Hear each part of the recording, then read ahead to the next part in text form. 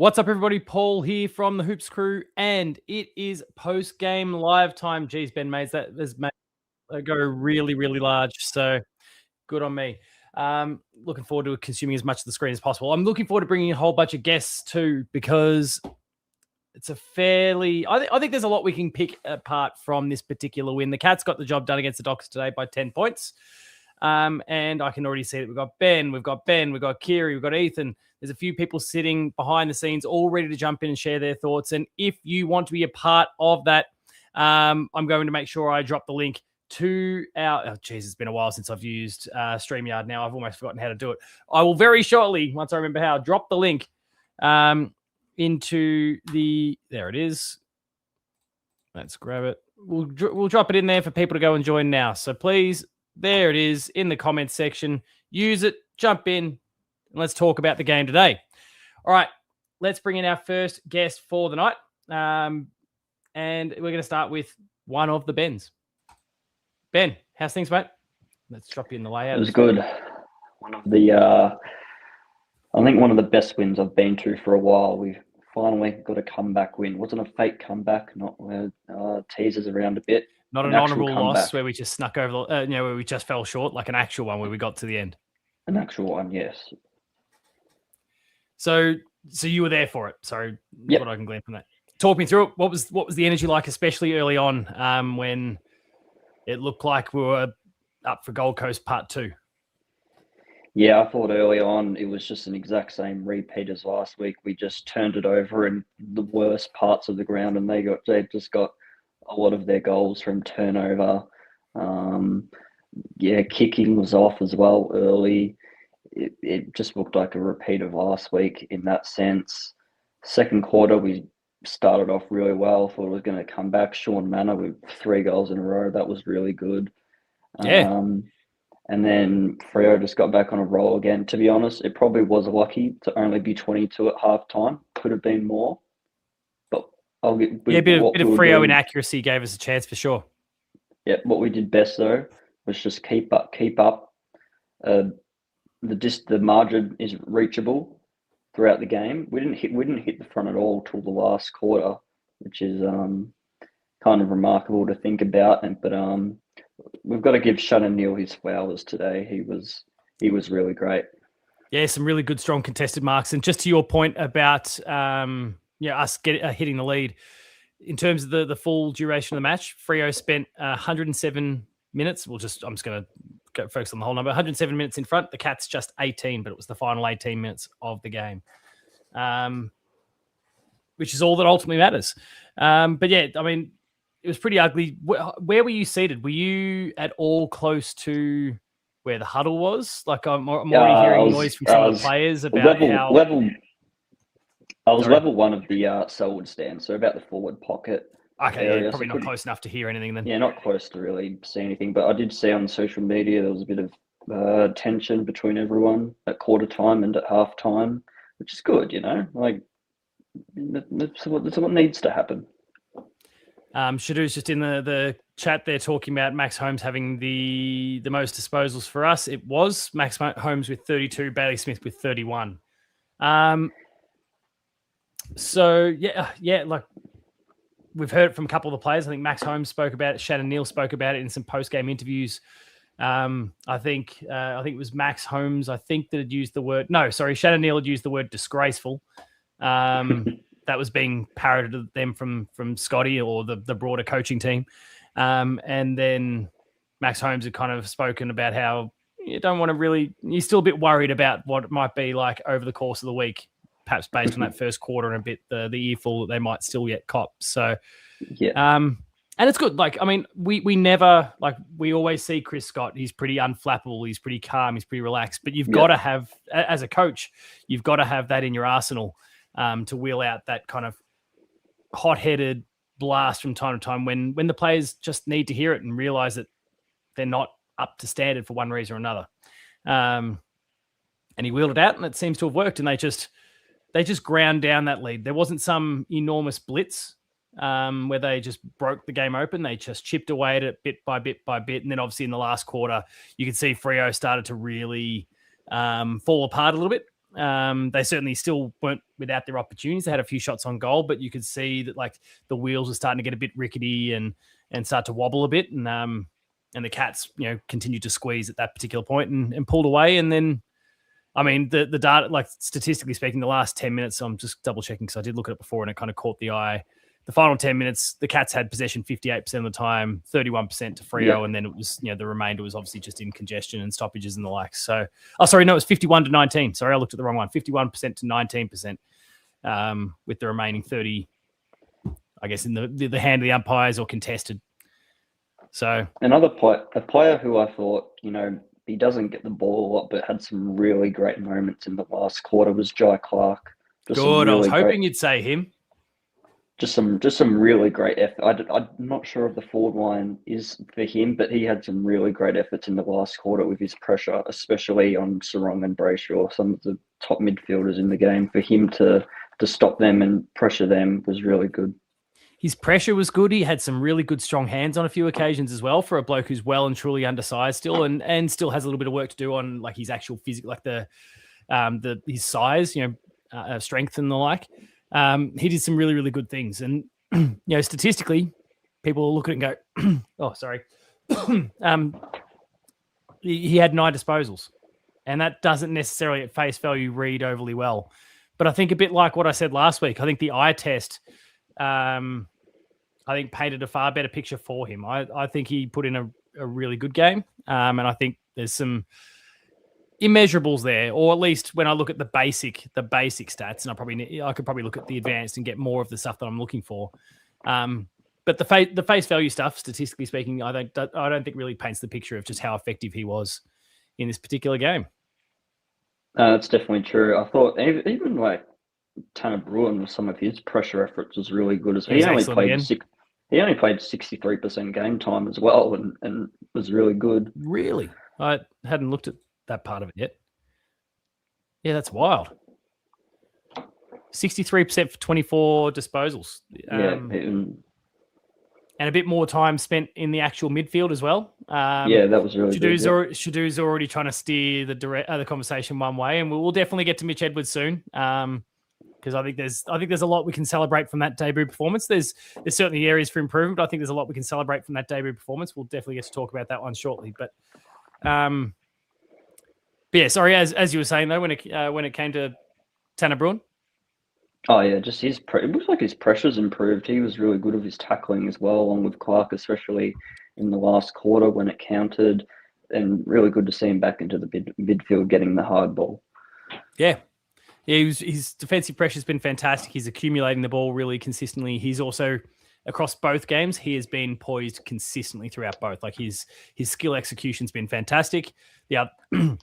The others have obviously have to work their way into the game into the season, I would say, over the last 2 weeks. He's been good to go from moment one. So, he's performing really, really well.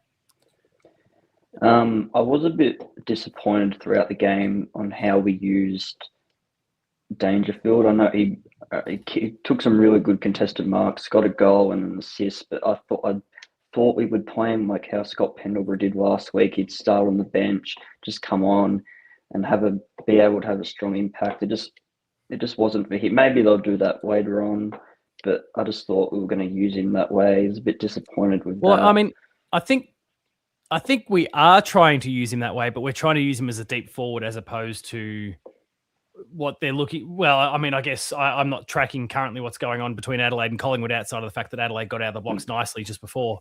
I don't know if someone could correct me. It might have already Adelaide 15, Collingwood 1 quarter time. Oof, we got ourselves a snooze fest.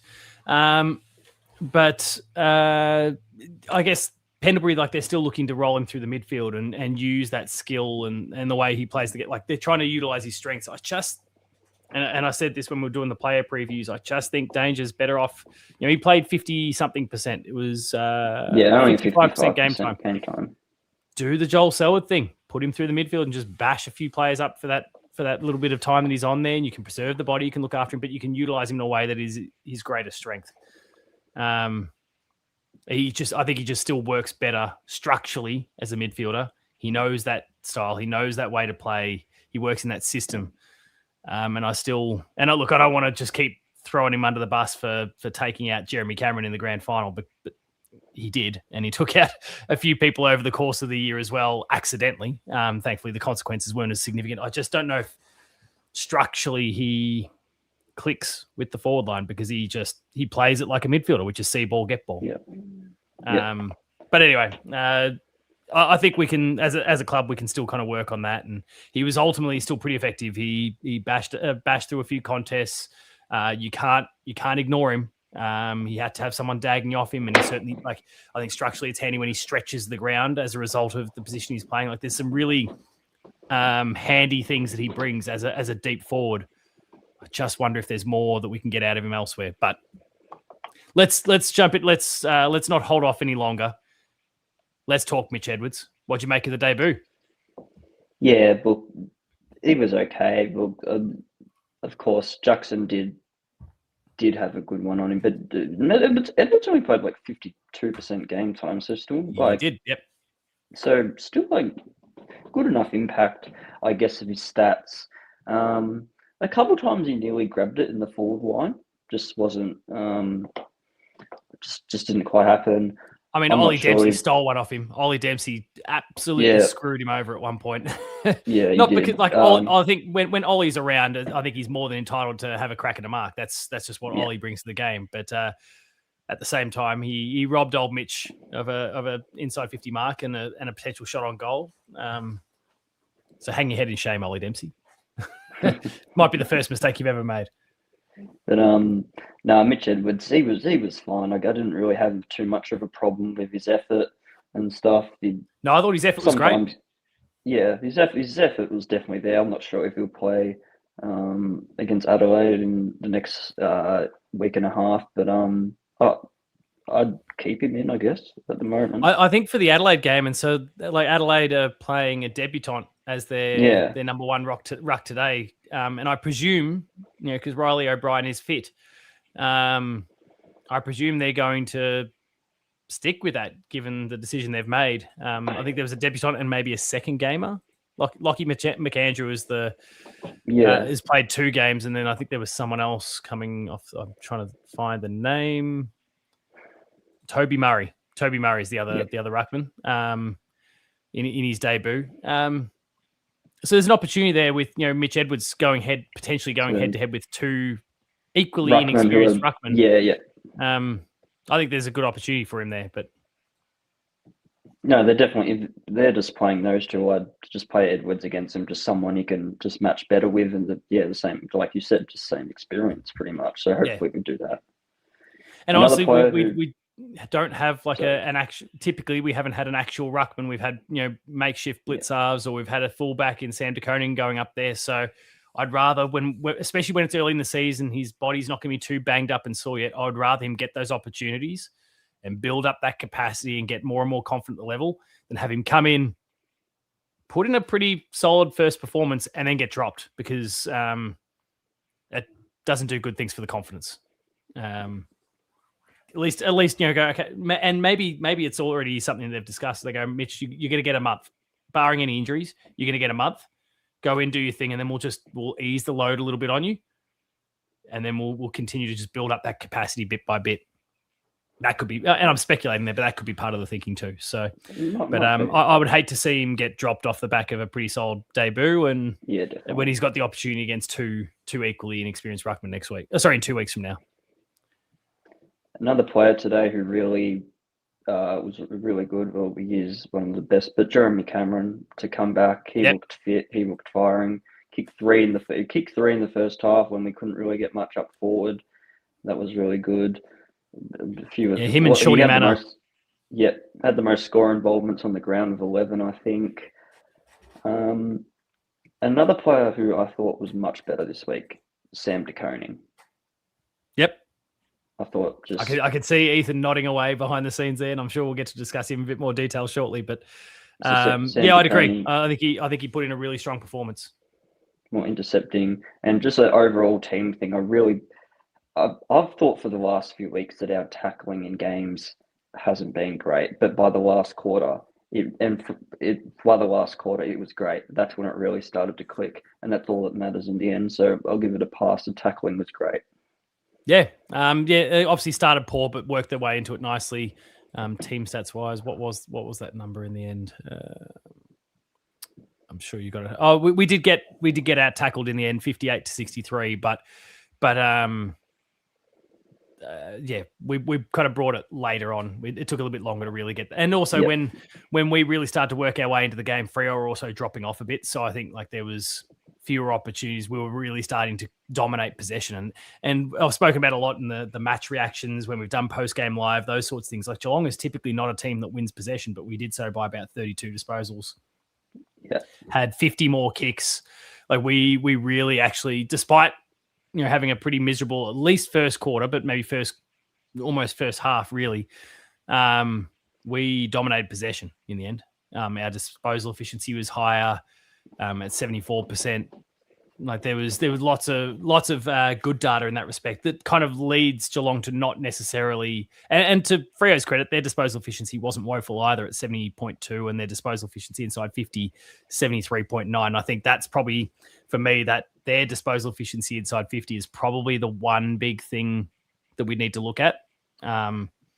Not so much as the data point, but more the eye test and what we can kind of glean from that. I think there was still a lot of opportunities, in particular that first half, where they ran the ball out quite well, and it was down to your Sam De Konings and Jack Henrys, and for my mind, actually, of the defenders, Connor O'Sullivan was the strongest of the lot in my personal opinion, to really just bring the ball to ground and give the Lawson Humphreys and the Zach Guthries and the Tom Stewarts and those guys the opportunity to meet the ball at the ground and go from there. So, I think the key is that, and Jack Henry's being mentioned a bit in the chat at the moment as well. The fact that like there's three different groups all going, Jack Henry's amazing, Sam De Koning was amazing. Kind of like a real testament to our key defenders who put in a pretty solid performance across the board against three genuine tools. Yeah, I thought Connor, I think he did turn it over twice in the second, which did lead to goals, which was a bit annoying. But by the last quarter, he was working up the ground, getting it inside 50, taking intercept marks. He's really stood out in the last quarter as well, definitely. Yeah. I'll see if I can bring up turnovers. Oh, I've already got it. How many turnovers do you have? Oh, Luke Jackson led the ground. Alongside Max Holmes, because Max tends to do that a little bit. Yeah, 6 turnovers to Connor O'Sullivan. Whether they all result in goal, I doubt they all result in goals, but yeah. Maybe it was just one that I remember, but... And look, it happens from time to time, so I'm not going to be too worried by that. He also, I haven't looked at his score involvements, but the eye test, like especially late in the game, he was constantly there. Like he rebounding that ball around, kind of in that down the center of the ground and launching the ball in on a couple of occasions, pinpointing a few other targets that then led to goals. He was just see through the score involvement. The basic stats here that he does have 1 goal assist. So that's really good. See how many score involvements he actually had. I think the statisticians have done him dirty on the score involvements. They've only got him down for 2, but I don't know how they. I don't know how they actually at what point are you no longer considered involved. But in my mind, especially in that last quarter, some of those intercept marks in the midfield that then was like there was one that went straight to Grind swung around and laced out someone in the forward 50. I think it was Shannon Neal. Like from my mind, that doesn't happen unless Connor O'Sullivan does what he does and he set up that scoring chain. So maybe that was one of the two in the end, but I feel like he had a bit more to do with that. But he was huge. All three of those key defenders were huge. And I probably derailed you a little bit from talking about Sam De Koning in particular. So I'll throw it back over to you rather than taking over on you. No, I'm pretty sure I said everything about SDK that I thought. Brian Myers was another one who was really good with our score involvements and goal assists. And Sean Manor, I was a bit worried sort of coming into this week, thinking because of Sean, he's 29, is his best, and then is his best. Whoa! He's the best young player from 2025. Remember? No, that's true. But I just thought from the preseason and last week, is his best footy gonna just left him now because of his 29 and late into the system? But no, I was really impressed from him today, particularly in the second 3 goals in a row. he kept us in it across there. That was really good from him. Yeah, he did some really good things. He definitely did. Yeah, the three key backs really impressed me. De Koning, O'Sullivan, Jack Henry, Tom Stewart as well. He was good. And I'll mention here, I know this guy has caused a bit of debate recently. I know Brad Close, he only got the four possessions touches again, but still some of his pressure acts were also really good. Just some of the times he just tapped the ball along. I know this doesn't count under the stat sheet or anything, and it doesn't look that impressive, but just some taps forward, which someone else picked up the ball. I thought he was really crucial in that. It would be better to see. It would definitely be better for Brad to get on the scoreboard and have a few more possessions. But no, some of his just the non-stat stuff, I thought he did well. Yeah. For me, he was one of those ones that probably needed that bake in that first quarter, but even quarter and a half. I felt there was a few efforts that I don't think were good enough. I think and I think we spoke about it, I think on the Paul James show the other night, but it might have even been during post-game live. Because of the type of player he is, he's not a very big build. He tends to try and reach in, and not in through the lens of his weak, but he tries to reach in so that he can flick it over the shoulder or whatever it might be. And there was a few times in that first half where he really needed to commit the body. He needed to it had to just be beeline the ball, and he didn't. And the ball eluded him. It was intercepted by an opponent, and boom, off they went the other way. And so by about halfway, maybe even half time, I was already ready to just lose my mind and say, okay, he's out. That's it. Fuck you, Ben Reeve, who's there in the background and can hear me now. That's it. You're out. He's flipping me off in the background too. That's it, Brad Close, you're out. But the way he really turned it around that second half, again, statistically speaking, there's not much here to see, right? 4 disposals, but there are some of those immeasurables, the tap-ons and those sort of things. I think he really delivered a strong second half, despite what the numbers will say. No, definitely. I was just looking here. Andrew Brayshaw, and also some of those physical moments, he did deliver in that physical respect as well too. Sorry, I'm just looking here at the stats. Andrew Brayshaw only had 14 disposals and a goal and 6 clearances. So was Mullen tagged? Was he even tagged from Mullen? You think? I thought he had more than that, but I think Mullen did go to him. Because you kind of had, at least for a while, I don't know if it remained the case the entire time, but you had Sarong being tailed by, or not tailed, but Tom Atkins was trying to work off him a little bit whenever he got the opportunity. I don't think Mark O'Connor specifically played a tagging role. He was one that, I'll give him some flowers. He, especially in the first half when we needed a few people to stand up and just put up a fight, he was the one, he burst through the contest, and sometimes he'd just be slapping the ball on the foot just to get it forward, just to get some momentum going. Other times, and I don't necessarily think about his left foot as being a particular weapon, but there was a few that he really launched quite strongly from the center inside 50 and giving our forwards, in particular Shannon Neal, who did and didn't always nail them in that first half, some really solid opportunities. So props to him as well. He did a great job. You talking Irish just instantly made me think about the other Irish bloke. But Hayden Young was quiet for them as well. Only 16 disposals and a goal. So it was mainly Sarong and Jackson who were dominating. I think Jackson was playing ruck and the mid. So both of them were the ones who were doing the damage really. I feel like in the case of Young, the stats probably don't do him much justice either. I think he didn't have the highest number of possessions out there, but he was pretty high impact whenever he got around the ball. True, I felt, including getting on the scoreboard himself as well. But he was strong and got himself in some really good positions. I don't know who. I couldn't sit here and tell you who his direct opponent was, but I would say he would be a tick for Freo, especially they're trying to build him up and they're always a bit anxious about his body because he could be anything as a player. The ceiling is extraordinarily high with him, and they're just working their way into it. And the chat's been mentioned, maybe he might be one of the final couple players we've honed in on here. We haven't really spoken about Big Pizza Neal yet. And he like we kind of gave him a little bit of lip service at the beginning there, clunking a couple, but I think we really want to get around. As soon as we mentioned his name, I can still see Ben in the background now. I might even quickly just toss him on the screen for a second. You can see him. Like some really good, strong hands. Yeah, definitely. And that's been a criticism that at points where he doesn't always stick those that he should. And there was one opportunity in the first quarter where, look, it wasn't the ideal kick to him, but he definitely had the opportunity to clunk it near the boundary line. And from what you were saying before, it might have been roughly where you were sitting, and he dropped it. It was a difficult opportunity. He was at kind of full stretch, but he responded really, really well, and his marking game was really strong. I thought.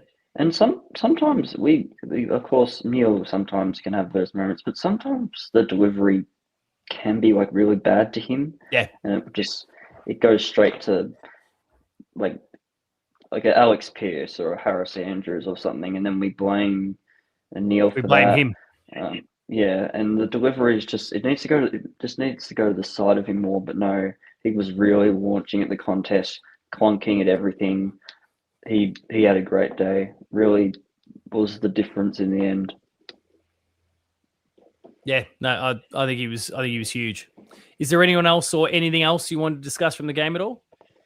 No, I don't think so. I think we did it all. One of the really impressive today. Now we needed to give all our effort, especially with the bye week coming up, so you can have a bit of a break during that. You just needed to put everything out there today. We'll reassess in a week and a half time back at GMHBA against Adelaide.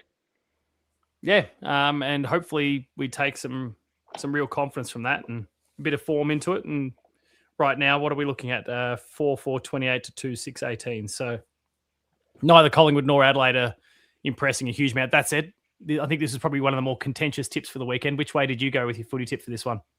I think I did Collingwood just. I had Collingwood up until 10 minutes before the game, and I flipped, and right now I'm feeling okay about it. Okay, yeah. I decided to tip Richmond and Essendon because I thought because you're a damn fool. Richmond should have won, but I just Ben Reeves is shaking his head in the background again. It's Richmond, Tom Lynch. Because you're not going to win footy tipping anyway, so try something different. And if both of them won, I would have been ahead by a long way, but oh well, doesn't matter.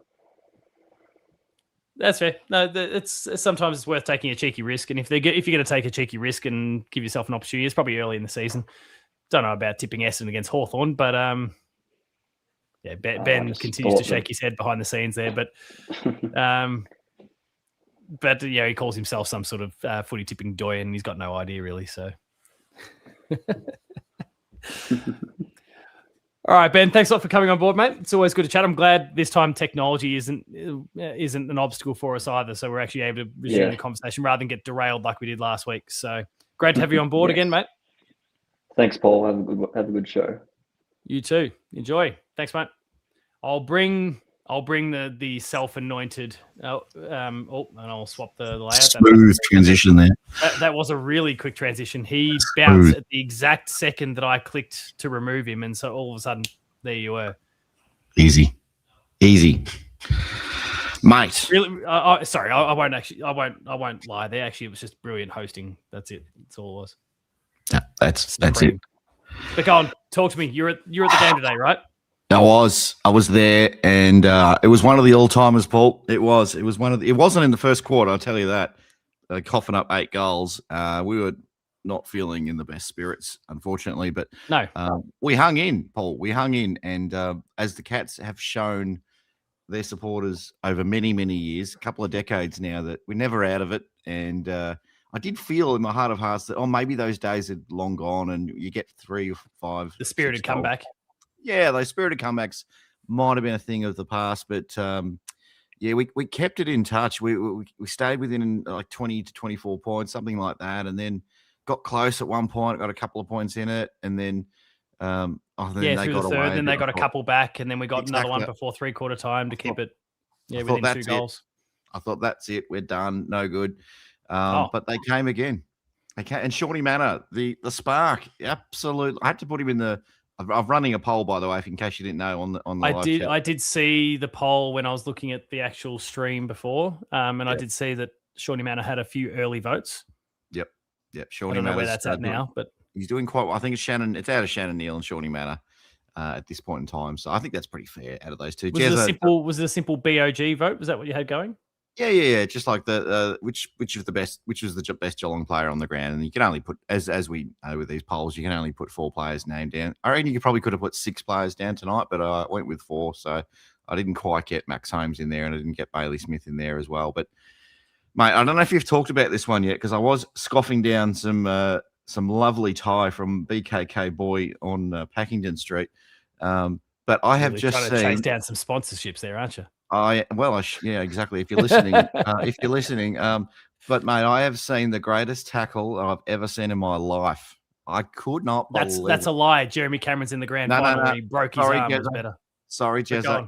You've that is better than Jez's tackle in the grand final. The Tom Atkins tackle in that fourth quarter where he won the free kick and he nearly got himself killed. And BKK is great, Jackie. But he nearly got himself killed. The ground shook when he collided with that bloke, won the free kick, and I could not believe it. I thought, we're not losing this game from here. We were screaming because we could see him on the bench about 10 minutes into the fourth. And we're like, push the Atkins button, push it, get him on. And then as soon as he came on, he just absolutely took control of that game, did a couple of little things that probably won't get a stat. And he was terrific. I mean, I mentioned Sean Manor before. I want to go on about him a little bit. He really lit the fuse. He started the Cats in that second quarter with his 3 goals. Nearly could have had 4, really, but he was incredible. And I'm sure others will talk about Shannon Neal, but I'll just quickly touch on Shannon. It's just go for it.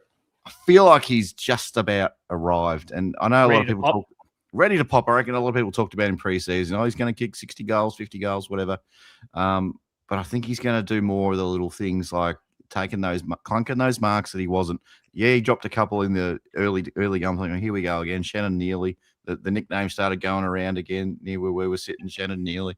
And then we quickly flipped that to Shannon Pizza, even though we're not sponsored by Shannon Pizza anymore. But Shannon Pizza started getting the role, and he was absolutely going crazy.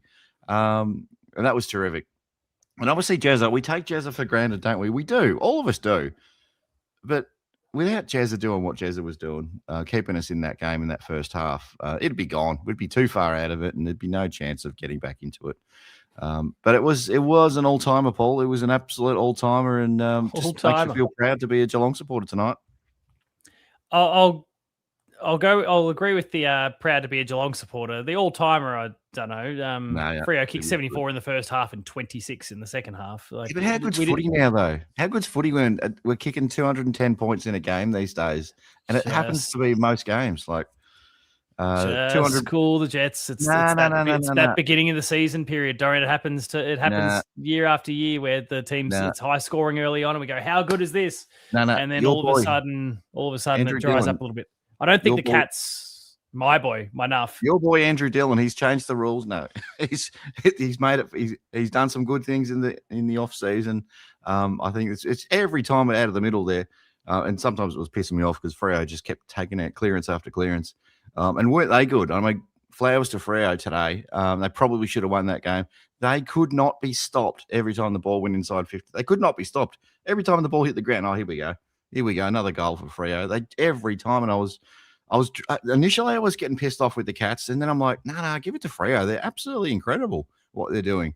Ben and I didn't really dig into it too much, but it was something I flagged. 73.9% disposal efficiency inside 50. So they were just hyper accurate, retained possession really well. Good on them. And just evading every single Geelong tackle. Everywhere we went, they went the other way. And, they didn't kick. They probably wish they had kicked a little bit straighter at times. But, and it was, 14-16, 16-14? Flip that and, you've got a different result. For what it's like, they had 30 shots from 46 inside 50s. And I'm sure there was probably 1 or 2 that went out on the full. I feel like Patrick Voss maybe put one out on the full at one point. So he did, yeah. Also, actually, speaking of Patrick Voss, and I assume you're still roughly in the same spot on the ground that you're usually on? Yep. I was giving him shit, mate. I was yelling at you, mate. You're not as good as you think you are. You're actually pretty shit. You know that.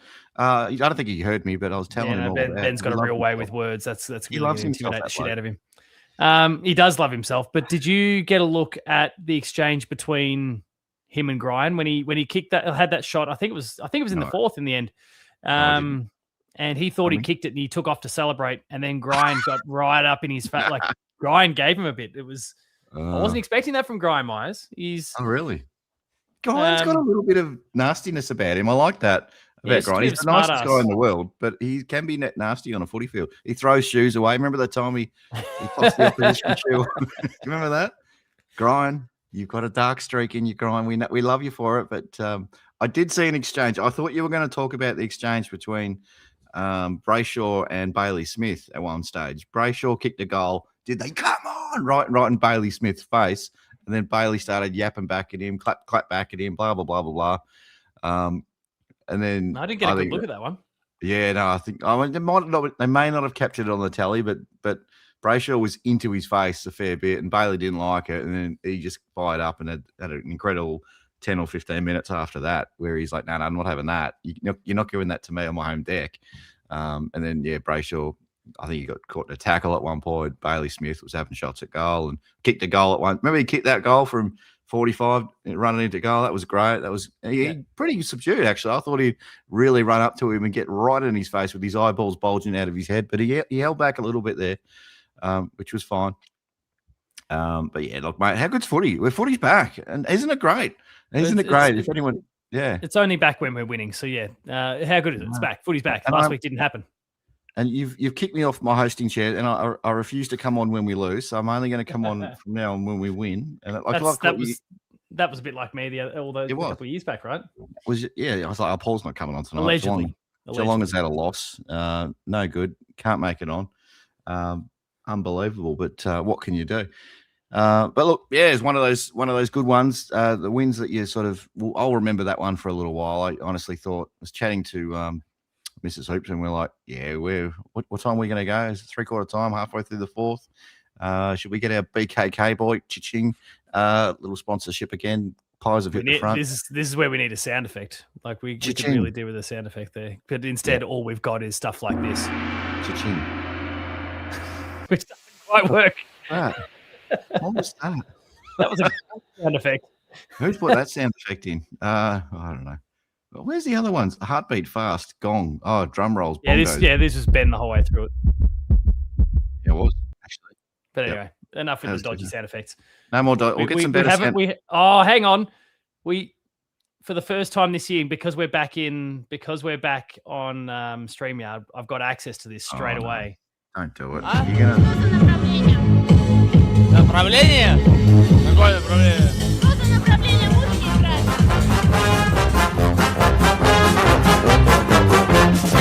Well, there's a big, big sound from the west of the town. It's the sound of the mighty. All right, enough of that shit. Their team fucking sucks. Yeah, they can smash by 80 something. Yeah. I missed that. Yeah, okay. We're sticking with StreamYard in perpetuity now. I need that one at the click of a finger whenever I need it. We could always have it on there as well. We could definitely have it in. We could have definitely have it in the OBS thing anyway. But how good is this? Yeah. We've actually got audio for once. Makes a difference. Makes a difference. Makes everything a little bit easier. A couple of new graphics and all that sort of stuff, which makes transitions a little trickier. But I think you got the hang of it so far. You're getting there. Well, like I said, accidentally, sheer luck stumbled into dropping you in straight away. But well, that's all right. We'll make it work. That's all right. What else do I want to say about the game before? Because I know you got a couple of guests. I don't want to keep them waiting. Yeah, we got Kiri and Ethan on the background. I saw the Velas briefly, but they were still on. Looked like they were on the train at the time. So what was going on with Chris Scott? I heard some things on the tweets in the Discord. Thanks, Shadu, for sharing the Discord link again. But Chris Scott launching into the players. What was happening with that? I didn't see that on the. It's just quarter time. He supposedly gave him a bit of an earful. There was nothing like particularly visible on camera. In fact, the only times we kind of saw the Geelong coaches at quarter time, it was kind of the coaches talking to the coaches for the most part. Okay. Yep. And you could see there was a very robust conversation, but not robust like I'm sugarcoating it and trying to smooth it over. Like there was very animated and like, okay, it almost, remember we spoke a bit about panic stations the other day on the Paul James show. Like it looked like a bit of panic that was visible. And then he went and apparently, well, according to both Shannon Neal and Max Holmes in their post-game interviews with Fox, the word disgraceful had been used in the conversation.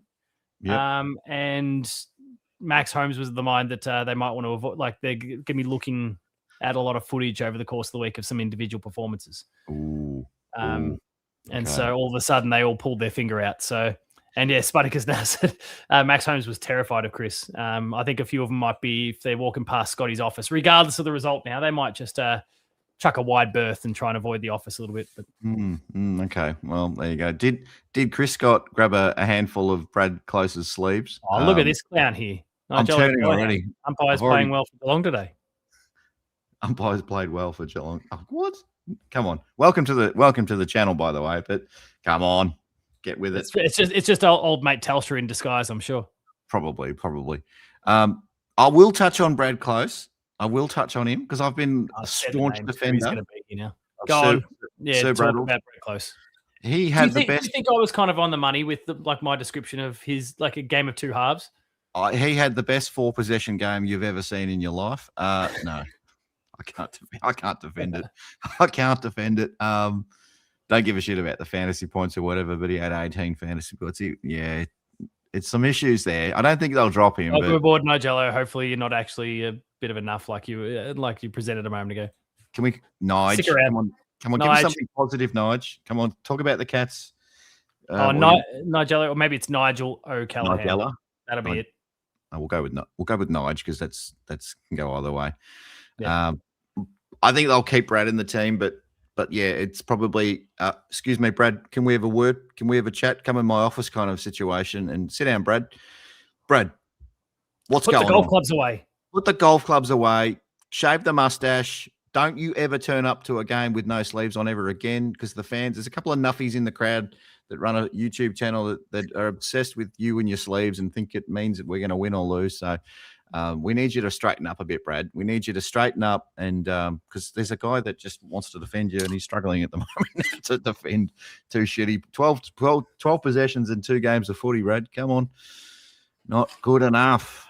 Not good enough. But Jai Clark, I tell you who, he was good enough. He's the best. He's not best 15 Go player. on. He's 15, you were going to say. Holy shit.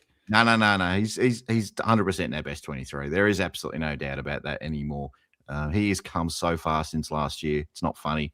Yeah, that final series, and I think like I put out the video kind of late in the piece last year that he kind of started to finally arrive a bit. Yep. And I think I'm feeling pretty vindicated in that stance based on these first couple of games. So welcome to the bandwagon, you and everyone else who's jumping on now. Turns out he's a pretty decent player. One of the only things that got right. Coming along nicely. So. No, coming along very nicely. I think, and maybe he's not the best player for Geelong today, but maybe people will disagree with this one. I think Ollie Dempsey is our best player. I think he's taken over the number 1 spot at the Cats. He's that good. Some of the things he does, and maybe I'm going early with this, and I don't care, but I think he's our number 1 player. Oh, hang on. No, actually, Kiri, I'm going to bring you in right now. We're going to swap it to a 3-person layout. We're going to bring you in here because you're going to anger Ben. Uh-oh. No, he's out of form. He is out of form. I love Brad Close, but what is going on? 4 disposals is not going to cut it. I saw him at the Gold Coast last week. I said Brad Close, he needs to get at least 10 to 12 disposals. That's not going to cut it. That's not going to cut it. I'm just going to step back for a second. He needs a kick. He needs a kick up the backside. Seriously. I reckon. Yeah, you're probably right. And he may feature on the twos thumbnail when Jake drops his first twos video of the year during the week. It possibly might be. Is Brad destined for some time in the Magoos? Good evening, Kerry. How you going? Paul has dropped out. Paul's not dropped out. He just wants me to chat. I'm in the host chair again. Like I belong. Oh no. Did his internet drop out as well? Know your place, dickhead. Yes. No, my place. My place is in the big behind the big mahogany desk. Chair. With the big leather chair with the gargoyles on the shoulders and all that. Yeah. Anyway, now look, I agree, Kerry. I have to admit it. And how you going, by the way? But Closey is struggling. If he's watching, if any of the players are watching that are good mates with him, Look, we say it with love.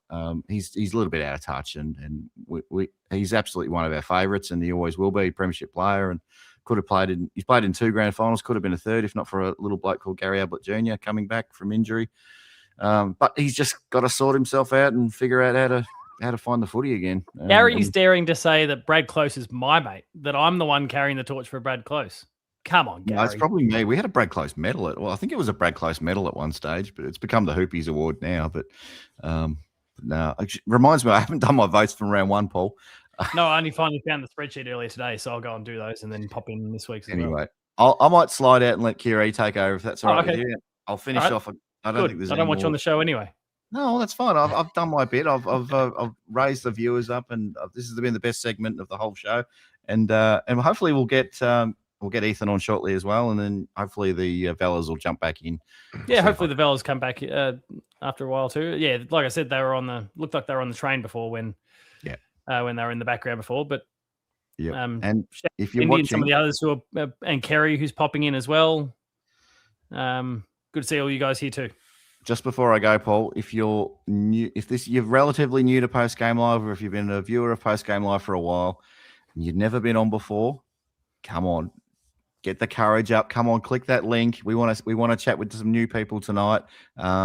Make it hard for Paul because we haven't got graphics for everyone. We've definitely got graphics for Curie and Ethan and the Vellas, but yeah, we want to chat with some new people. So come and have a chat about the Catters and keep Paul company for the next 4 or 5 hours. Yeah. Good on you, Paul. Good on you, Kiri. Right. I'll see you later, mate. And Kiri will keep the conversation going. Get out of here, Ben.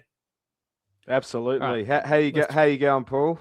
I'm good. How are you? I'm trying to find the layout. Fantastic. That's got your name on it, but we'll get what there in a sec. Get the graphics going. I know Ben will have made one for you. I've just got to try and find you. There you are. There you are. Here we go. The Greek God is here. The Greek God is here. What a win. Back on the winners board for 2026. We came from the clouds with this one. Another Cardinia classic.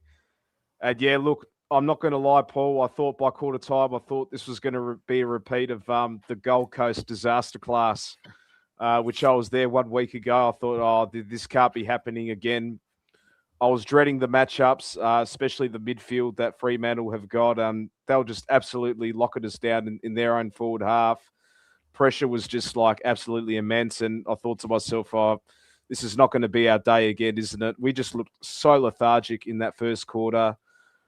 I was just saying, can we just throw just someone else in the midfield and change it up? Get like a Tanner Bruin or maybe an Ollie Dempsey in there. I thought Tom Atkins just looked well off the pace. Stewart lost a bit of composure. Jack Henry and Zach Guth, the whole back line was just under siege. And then the second quarter was a much more respectable effort. And I thought, okay, I think it was about 23 points, something like that. I thought, okay, this is manageable. This is manageable. Let's take it bit by bit. Let's make the score respectable. And then Sean Mannon was kicking goals and Shannon Neal just rose to the occasion. I was a bit critical with him last week. I wanted him to get more aggressive in the forward 50. And he just rose to the occasion. 3 goals in that third quarter. From there, I thought this is going to be our day today. And he absolutely stood up. I was very impressed with Shannon Neal. Jeremy Cameron was, you could tell we absolutely missed him last week. Not just he could have had a big day through the sticks. He kicked 3 goals for, but his around the ground work we missed last week.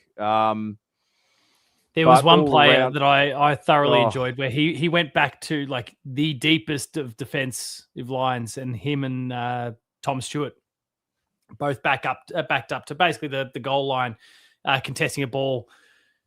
Tom Stewart floated in and took the mark, and there was a look of disdain on Jeremy Cameron's face that someone dared get in his space and take the mark off him as a teammate.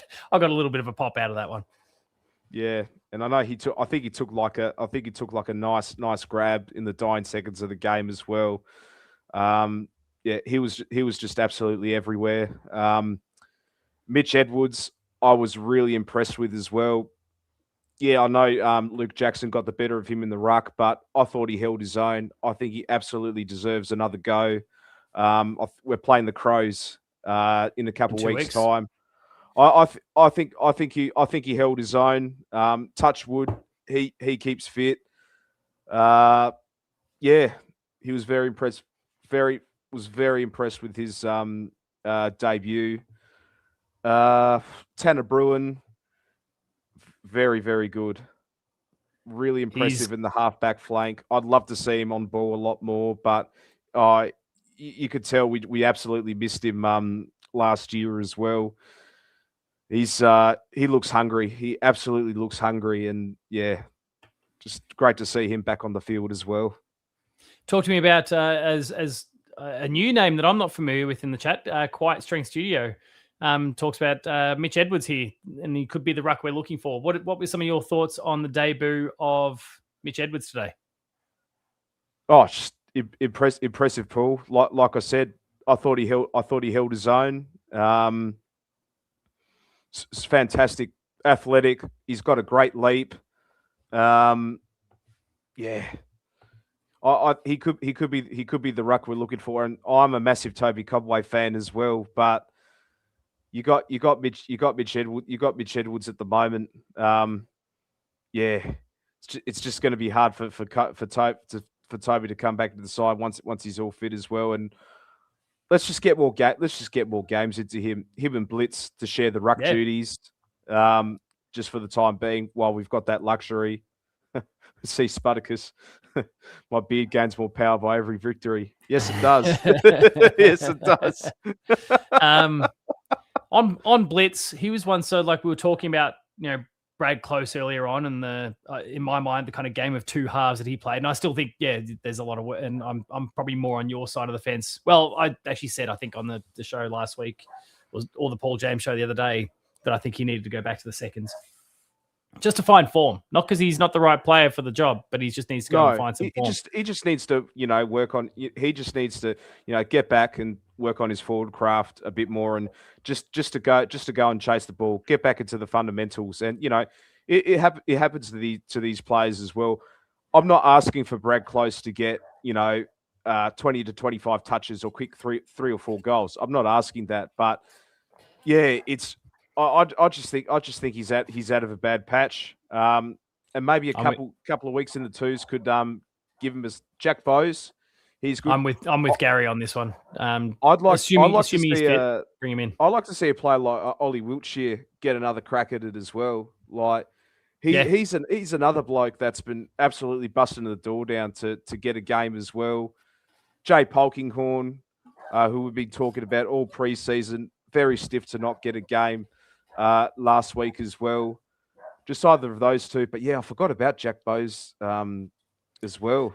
And Jackie also flags rightly, does Warple come back? Because it's a finger injury, wasn't it? So like it's probably not going to, it's like in 2 weeks from now, you would imagine he's probably ready to go, unless he's done a Jed Buse and sliced himself open somehow. Then he's probably right to go. So that is going to make it a tricky one. As well, Spartacus also flags Tyson Stengel, who Chris Scott spoke about during the week, and said that he's, in terms of what we're seeing fitness wise and his capacity wise on the track, he's looking really, really good now. So, that makes me think we're maybe I think within the month, it feels like Tyson Stengel is almost good to go. And he just needs to go on, get his touch, get the touch for the ball again and get back in the game that way. Yeah, I think Ben's already in the background saying Warple should never again wear the hoops. I'll tell you what, Ben. I was sort of on that fence as well after last week, and I'm like, oh, can we get our money back? Can we get our money back? But yeah, I'm hesitant when it comes to being too critical on Warple, because he was probably still one of our better players last week in a team full of shit players last week. So I don't think we have enough perspective on him and how he looks when Geelong is actually functioning as they should be. What he can contribute, I think, is still an unknown. So I'm willing to sit back and wait on that one and kind of reserve some thoughts there, because obviously last week, I mean, we proved, and the first quarter this week, like they've the typical, like that's an outlier. And and hopefully remains an outlier. Hopefully we don't have slow starts and this sort of rubbish. That has to stop. That has to stop because especially in the first quarter, I just don't know what it is, especially at home at GMHBA as well. We just got to cut that crap out because teams like Sydney, they are absolutely going to punish us. I've got the Sydney and Brisbane game in the background. Sydney is smoking them, right?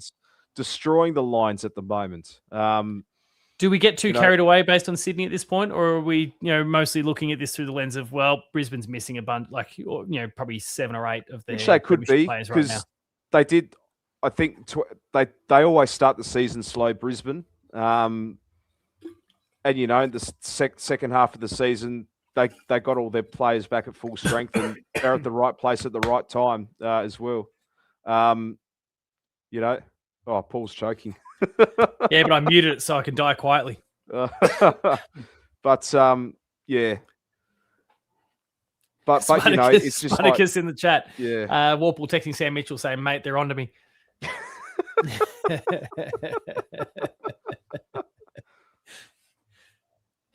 He got his bag. It's just like, but we just can't afford these slow starts. Like, it's just a habit we got to, because like what Ben.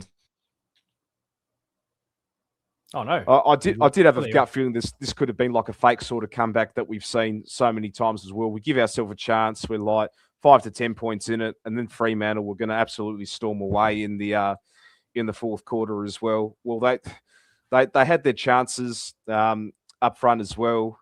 I thought we were quite lucky there on that aspect as well. But full credit, full credit to the boys as well. Jack Henry really locked in.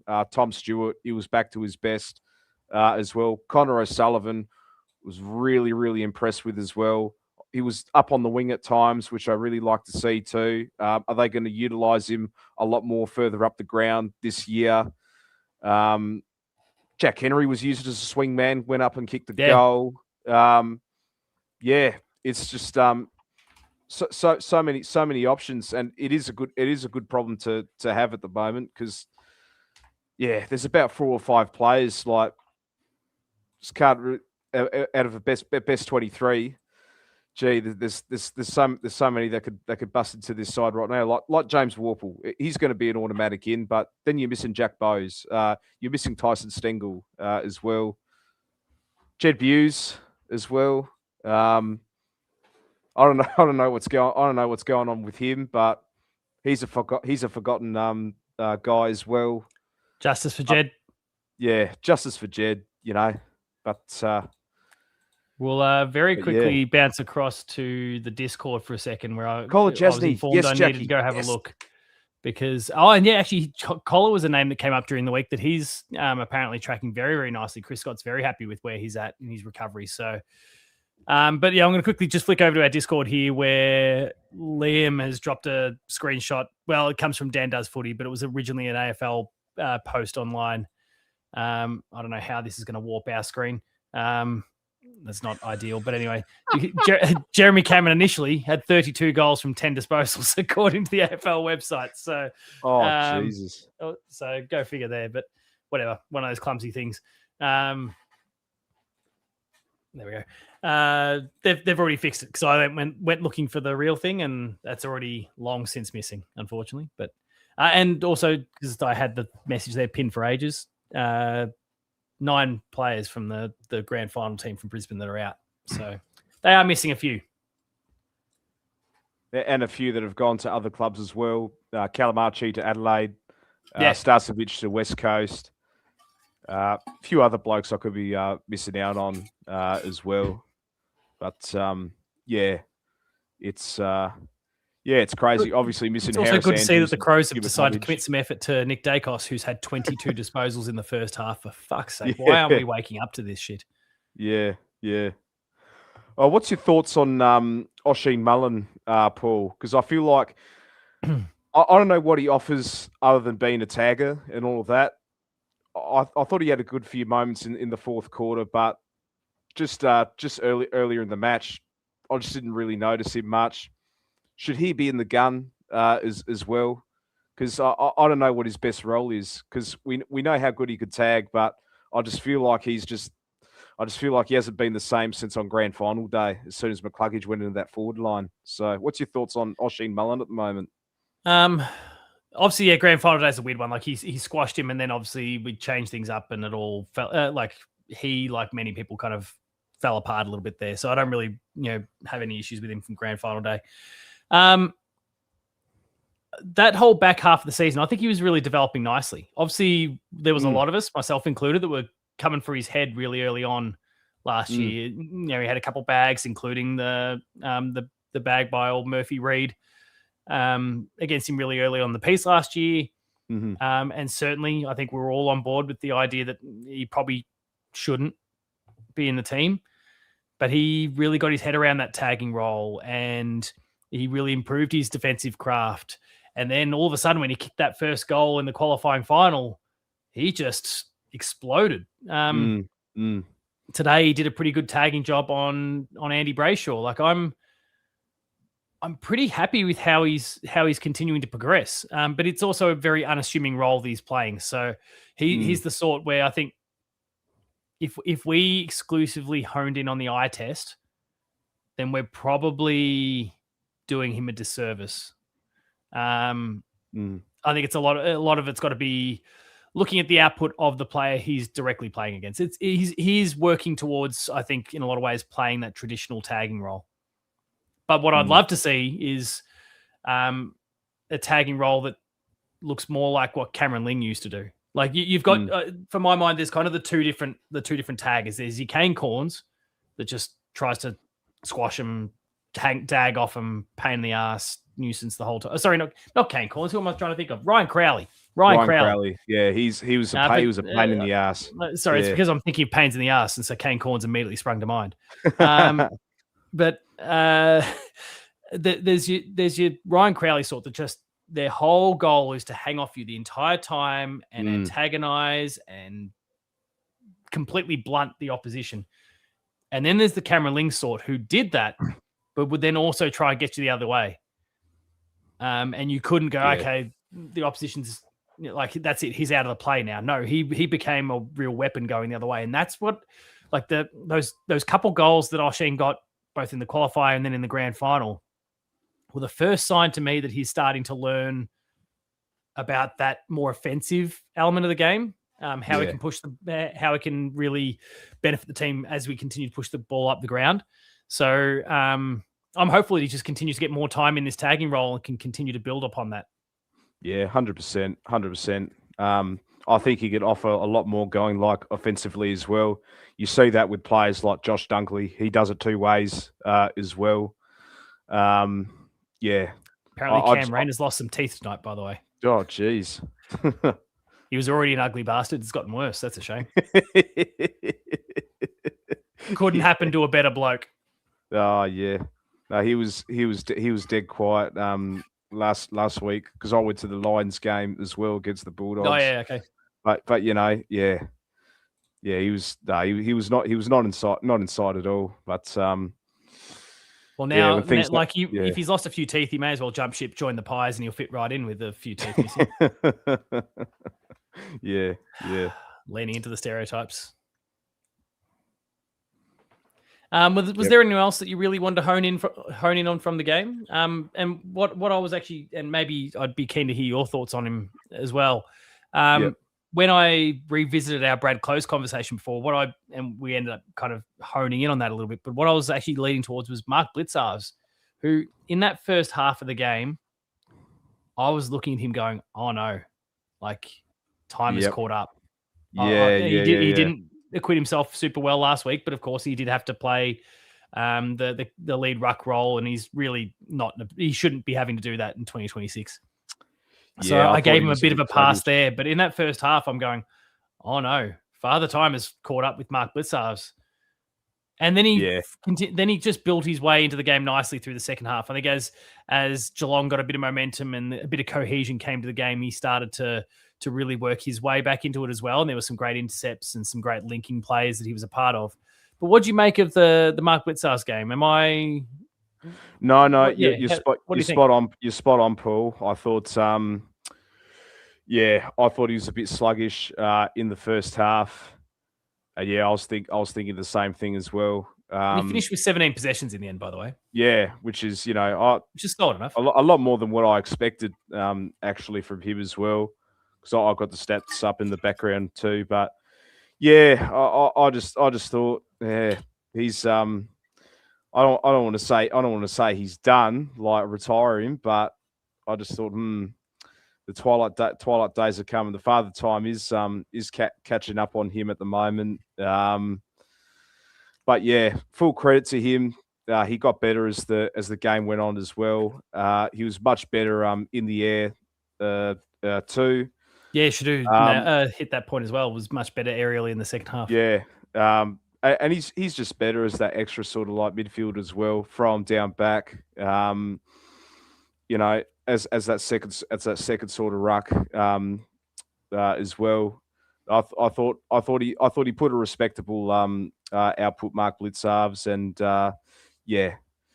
he's on track for 300 games. This year I think that was this season, if I recall. Mark Blitzarves. I feel like he was about 280, 290 or something. No, so he ended at 295. So it's real close. I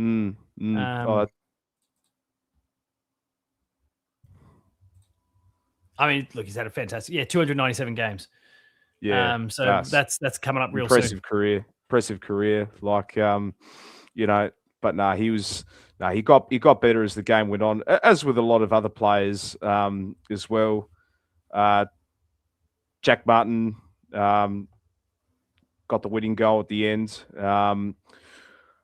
Ollie Dempsey, I thought he was out of patches at times as well.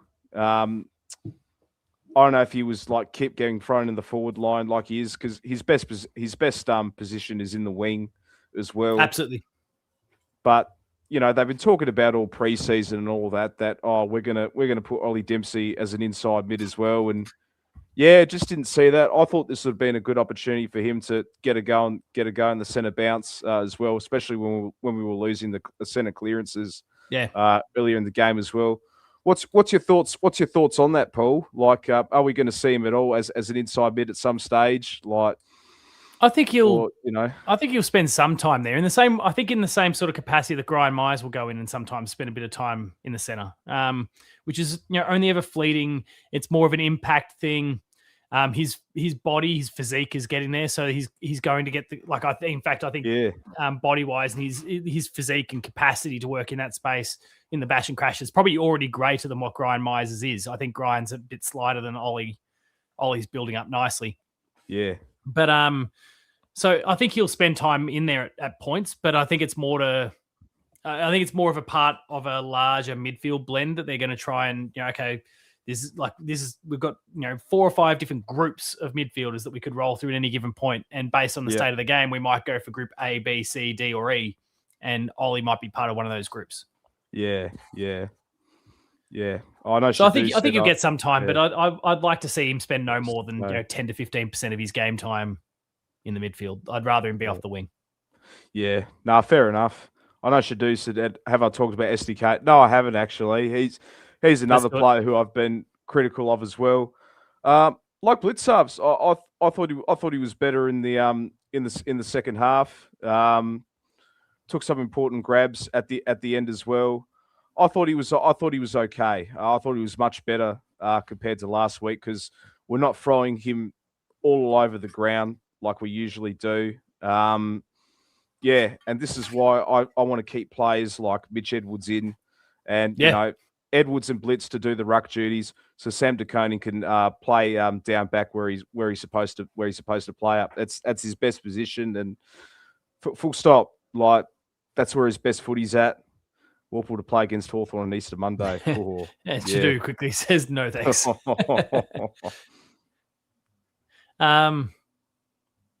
But I'm inclined to agree. Going back to what we were saying before about Mitch Edwards, I'd love to see him just get as many opportunities as possible, especially early on. The wear and tear of a full AFL season might get a bit much at some point, but I'm still, and I go back to what I said during the player previews earlier in the year. I'm kind of of the mind that, and actually I think when we did the season launch, or Ben and I were doing a summer series or whatever it was anyway, where I spoke about how I could foresee a scenario where Reece Stanley returns, and he's about to come back through the VFL, so he's going to be building his body up. I could see a scenario where he returns, and that him and Reece maybe alternate a little bit, so he can actually get continued exposure at the level that Reece Stanley can be managed. And because when Reece Stanley is still up and about, I know he's older now, but like he's still a very athletic ruckman. He when he's in full flight, when he's fit, he's still pretty valuable. I think there could, I'm not saying necessarily should, but could be a place for Reece Stanley going forward. But if that's the case, then I would still like to see that not come at the expense of Mitch Edwards, and Mitch maybe needs to spend a bit of time. They need to rotate through a little bit, and they kind of manage the minutes a bit between them.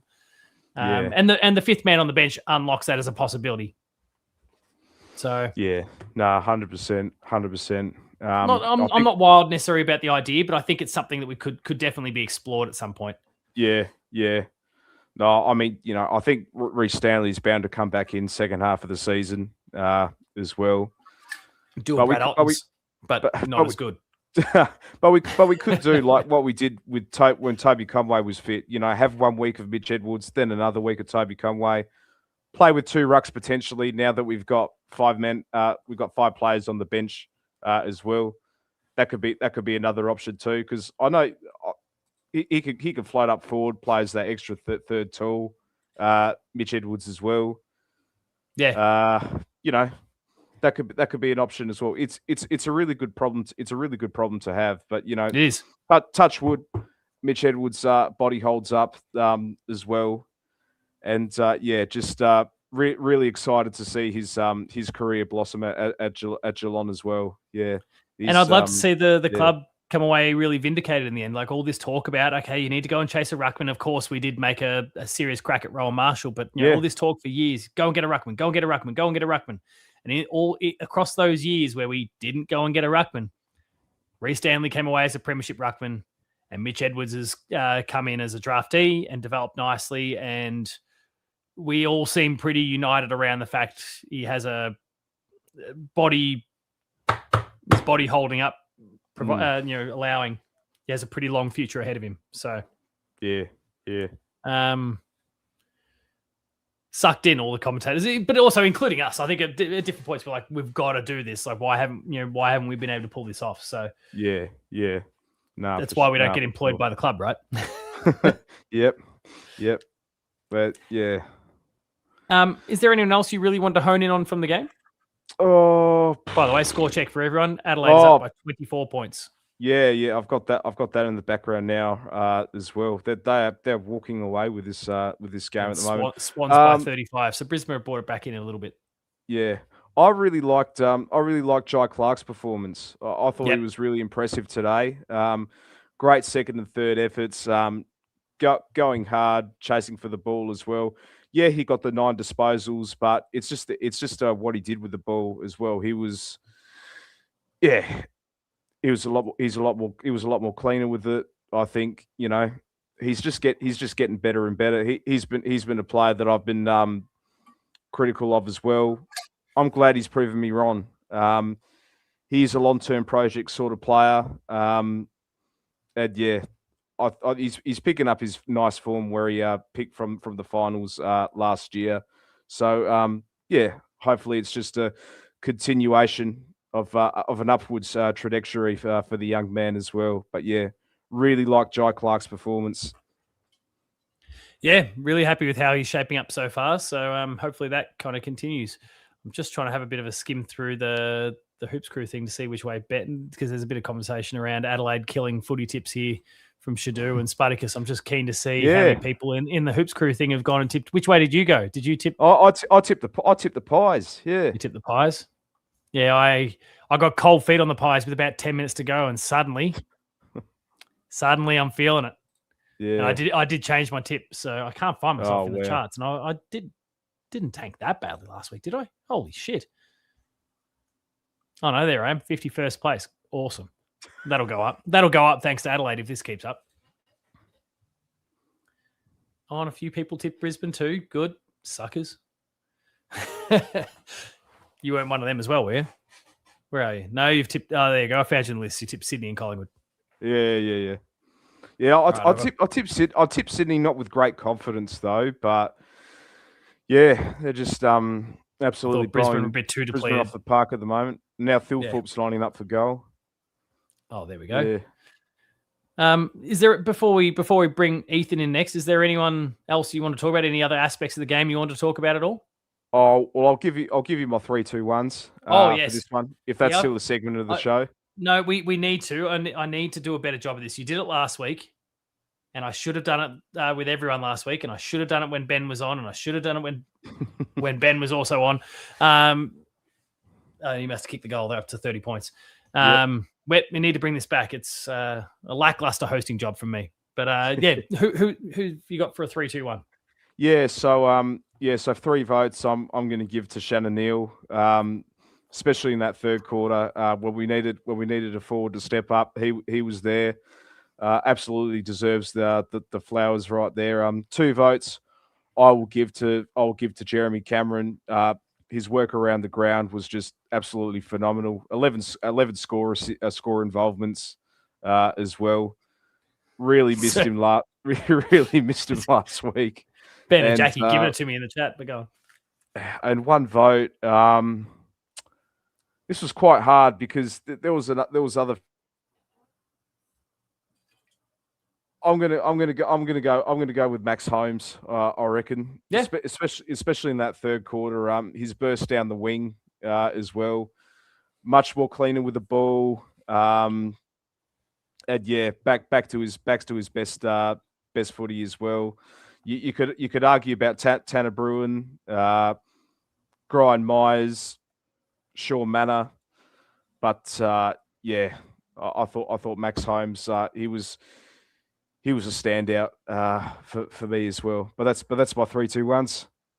No, that's some awesome picks. Looking forward to, because I'll make sure to ask the question with everyone else who comes through now. Oh, look at this. Spartacus getting in there. Like, it's a trademark of the show. All this sort of bullshit. Now the chat's starting to revolt on me. Fine. You can have Ben back if you want. I'll get a night off. But we'll make sure we do it for the rest. I'm going to take a look. So the one point of concern I've got when it comes to Max Holmes is the disposal efficiency, or the turnovers specifically. What I'll say off the back of 2 games, so I won't get too, I don't want to get too head over heels for it because it is 2 games of football. He is leading the competition for turnovers right now.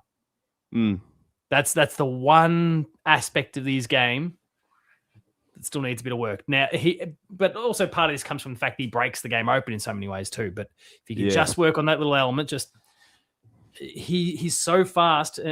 He needs to talk to Danger about it, because Danger was in the same situation. And not that Danger's the most elite by foot either, but he still is, going almost full speed when he tries to dispose of the ball by foot, and he just needs to bring it back that little bit just to settle himself before he kicks the ball.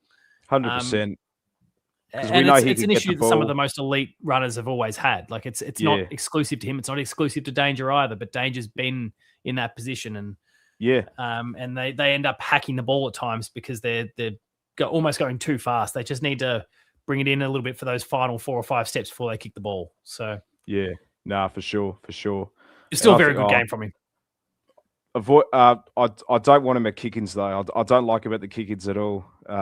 Just give it to Tom Stewart. Just give it to Lawson Humphreys, Jack Martin as well.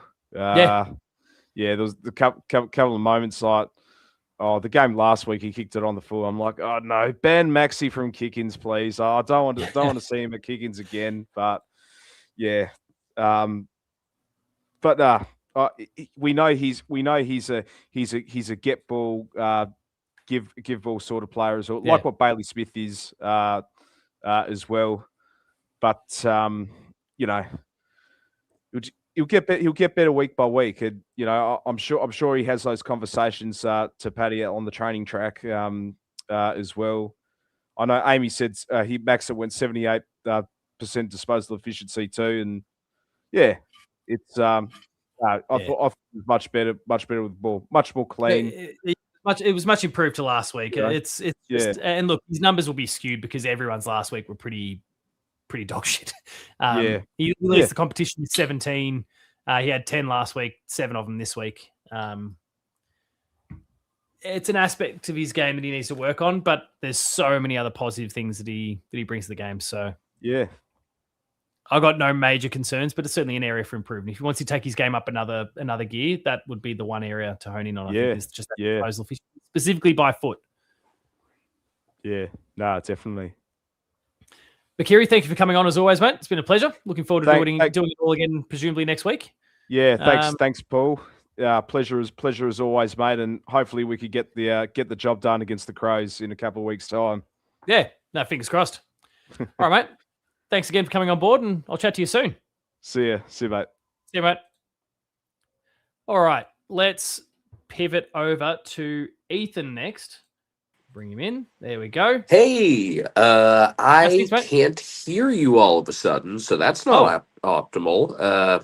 I might need to refresh. Also, there's only one L in my last name, just like there's only one L on our record. Blame Ben. He made all the graphics. Here, hang on. Let me try refreshing. All right. Slight delay, but I don't know why StreamYard's been doing that. Give me 1 sec so I can actually hear you. All right, well, I'll talk to myself for a minute or so. But, a bit of a score check for everyone. After Brisbane started to bring it in closer to 35-odd points there for a while, Sydney have kicked the last 3 and pushed it back out to 47 points. Meanwhile, in the Adelaide and Collingwood game, the Crows now up by 37 points, and that game is pretty much done. So let's try and bring Ethan again. He's back. Let's see if this works. Oh.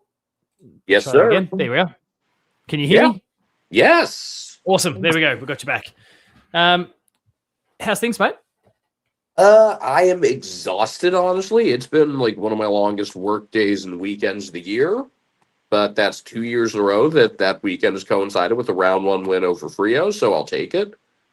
I'm going to need to go back and watch that again to really synthesize and understand everything. Between watching the first half from a few minutes delayed, and I haven't slept in a good 24 hours, and I was working all day, but I'm just glad we found a way to win that one. I feel like that's the sort of win that we broke out of the shackles. We had, that first quarter was awful. And then from there, all over again, right? Yeah, it looked like a team that wasn't competitive, that was just interested in trying to outscore teams. And second half, that was a lot one behind to Charlie Curnow for those asking in the chat, like Shadu. 1 behind to Curnow. That is a good team we beat.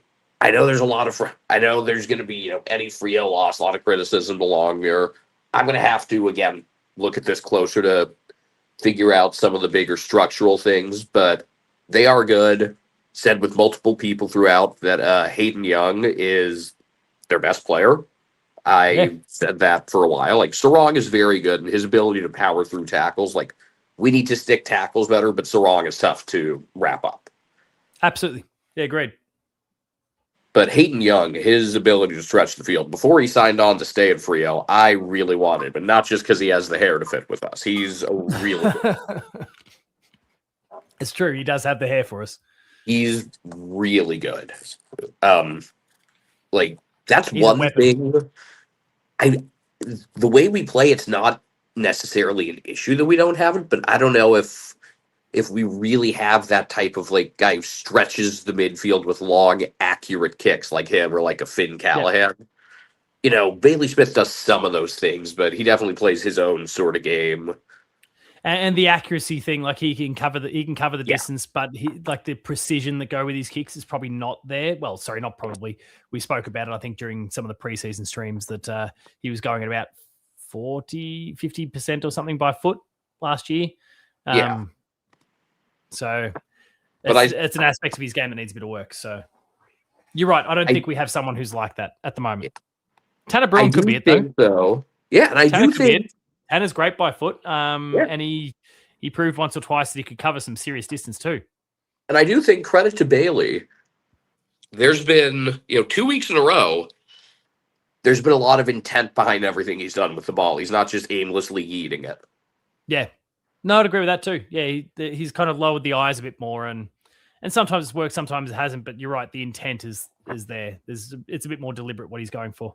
Yeah, but I saw a couple of different things that ended up making a difference. For one, we got way better in marking contests as that game went on, and that had a lot to do with Mark Blitzov's popping up like all over the oval. Yeah, he's one of our biggest bodies. He should be a threat in that area, and he was. I don't know what the hell the coaches' votes and stuff are going to look like. I don't know what my votes are going to look like. I think they're going to be really messy for this game, which is kind of fun. Well, I look forward to getting your 3-2-1 later, because now Kiri's put it on the agenda and I can't go forgetting it now. Yeah, I'm not conclusive yet. I can't give you a conclusive one yet. But I can tell you that AFL player ratings have Sarong, then Jackson, and then Bolton as the top three, and then Neal, Smith, Mana, Atkins, and then finally Hayden Young. I'm surprised he wasn't higher over, because Bolton started hot for them and then kind of fell off. Yeah, I'm surprised. Bolton was dangerous for sure. I'm surprised he it was so off. high. Yeah. But the other thing, once Tom Stewart got settled as the deepest defender, everything else just clicked into place again. Yeah. Everyone else was better in one-on-ones. When he's able to kind of roam around the back and to borrow, it's a fitting analogy because I'm at the state basketball championships this weekend, give good help defense. Yeah. That lets everyone else do so much more. And I think you really get to see that. Yeah, I mean, he's just so important structurally. And what he allows the others to do when he's there and when he's composed and when he's really on his game is enormous. And yeah, it was noticeable the lack of effectiveness from him in the last couple, in the first 5 to 6 quarters of the year. And then, yeah, from kind of midway through that second quarter and for the rest of the game, you could really see a Tom Stewart who was back to his best and marshalling the troops around him, solid in his own hands, reading the ball as well as always. Don't know why it's taken a few of them an extra little bit of time to get into it, but they're starting to click now. So, yeah, now that we managed to come out of this, if you told me we'd be 1-1 going into the bye with a chance to keep getting healthier, as far as we know, we've come out of this without any serious injuries through 2 games. We have room to be a lot better, play with more intensity. And in the second half, the midfield was much better on that. We weren't just letting guys run around, because a lot of their stuff in the first half, it was just these unimpeded kick mark sequences or a really stupid turnover. Just a lot of dumb, unnecessary stuff. And when we stopped beating ourselves, we did fine. 3-0 took advantage of every opportunity we gifted them until probably late in the third quarter.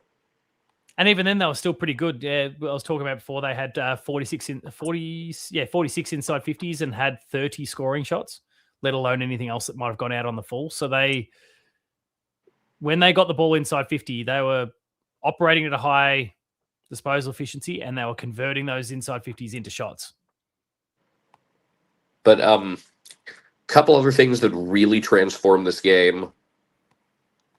I thought Mitch Edwards, for as tough of a matchup as Luke Jackson was, I feel like it's kind of the right sort of matchup for him. It's here's the best version of your most like-for-like matchup. Someone who can roam the ground. And my thing with Edwards through both the simulation and the actual kind of preseason game was that I really liked his full field ability, and he's still obviously learning within actual ruck contests. That one free kick that he gave away was really, really bad. Yeah. It was comically bad. Gary's just saying in the chat, by the way, that Lawson Humphreys went to Bolton after halftime, he thinks, and that put a lot of pressure on him. Okay, I'm going to look for that when I rewatch. I'll have to go back and have a bit of a look at that as well. But that would make sense. That's a get by Gary, and that it absolutely would. And apparently Errol Goulden might be injured as well. Jackie Yeah, keeps in the loop to what level are we talking about here? Yeah, I saw it was a Lincoln McCarthy tackle. He's holding. What's he holding here? Kind of landed on his knee. That would really not be good. Like I haven't watched a minute of anything else. Like I had the Bulldogs Giants game on in the background, which I'm assuming was basically the same game as the one I went to last year, except Sam Darcy cooked someone other than Sam Taylor because Taylor's out injured. Yeah. Anyway, yeah, Golden like last week was so good in that third quarter. So that would be significant. But that's for later. That's for I think we only play the Swans once. Yeah, I think that sounds right from memory, yeah. Yeah. I want to give a ton of credit today to Mark O'Connor. Like, yep. The 1%er actual stat is garbage. I don't think it says anything accurately, but I think he played so much better than anything you could statistically value, where he was always in the right spot. He got a couple of deflections, some really smart kicks. He was of vital importance today and just made winning plays, and we do not win that game without him. Yeah, well, we don't remain in the contest, I think, early on, at the very least, without him. He was... And I did see you nodding away when I brought him up earlier on. Like, he was... Yeah, had that game continued to the trend it was for the first quarter, he might have been the polished turd this week. In fact, I got to come up with now, though, I'm inspired after watching Jack Scrimshaw stink it up for Hawthorn last night and after a pretty lousy game from Zach Guthrie today, though he did redeem himself as a little in the fourth quarter. What would be the opposite of the polished turd? Like the award for the worst player on the winning team?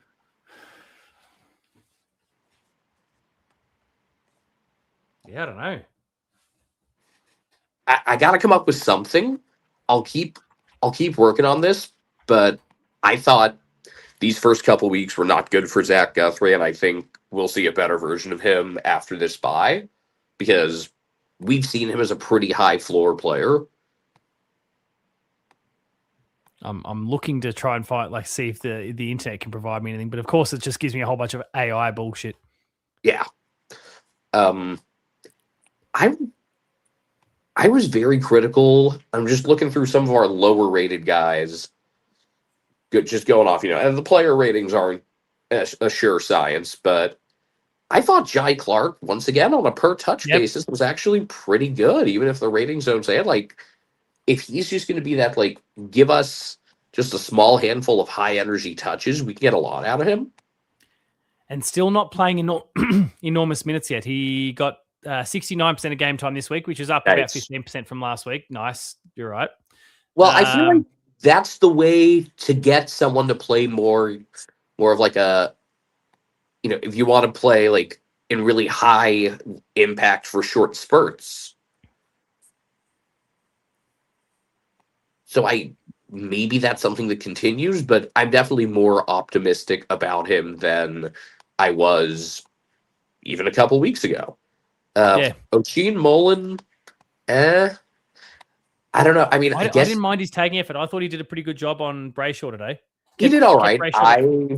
Possessions. I probably would have tagged Sarong instead, or I probably would have knee-jerk reactions switched to Young. Well, they put Tom Atkins on Sarong. So and I think that was less so of a let's try and curtail this guy because we don't feel like we can, but let's try and work off him. Let's try and break even on a few contests and square the ledger that way. And you know what? For a guy who's so hard to tackle, putting your best tackler on him, I guess, makes sense. And there was a few good crunching tackles from Tom Atkins throughout the game. He landed 10 in the end, by the way. Yeah. Sarong is so tough to bring down. Hey, Max Holmes 8 tackles. Look, now that I'm looking at it. It's got to be one of his highest, if not the highest. Yeah, I don't think I'll be able to pull it up quick enough, but top career performance. You're right. I've just brought up his profile. His best was 7 against Hawthorn in the prelim last year, but 8 today is now his career high. Awesome. I just feel now like this is roughly where you want to be. Would I like our percentage to be a little better? Sure, but there's plenty of time to figure that out. I think the problem there is I want to say do we play Essendon only once? Because they sure look like a team you can gang up on for percentage. Oh my god, that's bad. Let me have a quick look and see if I can work that one out. But yeah, they are going to be a soft kill when the time comes, presumably. But you don't want to sleep on a team. But yeah, I think we're only playing them the one time. Oh, that's giving me both. Yeah, that's a shame. That is a shame. We play them once in round 22, 3rd of August at Geelong. Yeah. That's exactly. That's right. We had around 22 last year too. It's part of that soft block at the very end of the home and away season Yeah. that opposition fans love that we get. Round 22, Geelong and Essendon. Round 23, Geelong and North Melbourne. Round 24, Geelong and Richmond. North is the only one of those teams that we play twice. Yeah. But specifically, it's the chain of weaker teams at the end. So that seems to be shitting people. And to be fair, we have had we've had Richmond and West Coast in our round 24 matchups a few times now in the last few years. So I do get that people are making that observation. And I don't know how and why it continues to be the case, but then people just get recency bias and don't realize that it's a whole season, and how it might end isn't necessarily reflective of what the whole season's fixture was like. Yeah. You've got and we've been having a lot of the last couple of years. We've had kind of a very front loaded fixture with a lot of difficult opponents early. We've done a good job of getting through those and finishing in a decent position there. And then we've kind of been able to bash up on some of the softer teams towards the end. And that's not, dissimilar to what we got this year. I mean, setting the actual results aside, we obviously dealt with Gold Coast, who are, a top 4 fancy in the eyes of many. Freo, who are a top 8 team. And many could, there's plenty of people who make an argument for a top 4 conversation as well. Adelaide were the top of the ladder last year. Hawthorn played in the prelim against us last year. There's West Coast, okay, whatever. But then it's the Western Bulldogs, who are playing like the best team in the competition right now. They always show up like this against the Giants, to be fair. Yeah, they do. Yeah, there's that history there, and there's a lot going. And they played on their home deck, and there's all those sorts of things too. But they beat the Giants anywhere. That's just. And they went and beat Brisbane last week, and Brisbane had more players on the field from the grand final last week than they did this week. So, they're a strong outfit. And then we get a couple gentler ones, you'd say, like there's Port Adelaide and North Melbourne. Collingwood, I still don't, well, especially with tonight's result factored in, I don't have any real belief in them at all. And then all of a sudden it's back into, it's Brisbane, Sydney, Adelaide comes up again. Carlton's in there, but whatever. We could throw that game away like we did last year for all I know. Gold Coast again, Fremantle again, Brisbane again. Then we finally deal with GWS, who knows at that point in the year, but they've got a good record against us. Yeah. Ooh, speaking of, it's a tough fixture, and it's blocks. There's intense blocks that we're facing. Speaking of Sydney, it looks like now Heaney's got a hamstring concern. Ooh, why aren't we playing him next week? Yeah, but beat him at their best. I guess to tie this back into the fixture moving forward, that rematch with Freo, which I believe is a Thursday night in Perth. This kind of sets the stage for a fun, kind of spicy one there, because that got a little feisty towards the end. Today, was there a bit of? I mean, obviously, I referenced Grian with Patrick. Yes, at one point. Were there some other ones? I must have missed a few of those. And just a couple of. I mean, there was nothing like bad blood, but you just felt like a couple of tackles got stuck pretty hard, with a little extra meaning to them. And I just think they're going to be a tough team to beat twice, even though we seem to play them well on the road. That could also be one going into a bye. That's also a 6-day turnaround after the whiteout game. Yeah. Maybe we'll kind of treat that like a little vacation. I don't know. That's why I'm glad we got it. We've got the bye the week after, so hopefully we throw the kitchen sink at it, because then we get a week off, and then we've got to bat up against Brisbane straight after that. Yeah. Anyway, I'm just glad we won this one, and I look forward to another game against them, because that was, and it's hard to synthesize when it's when it's a game like that, but it was a fun watch, and I'm sure if you're a neutral party, it was a much more fun watch. Yeah. Yeah, I think there would have been a bit of hair pulling at various different stages. But I think I got through that first half because I was busy in the bathrooms, kind of cleaning showers and all those sorts of things while watching the game at the same time. So it meant that kind of when we did something dumb or we had a goal kicked against us, I've got a little attachment for my drill that is a scrubber, and I just took the drill and I just slammed it against the tiles and started really roaring that thing to try and get any of that scum off it. So made me feel a lot better in the moment.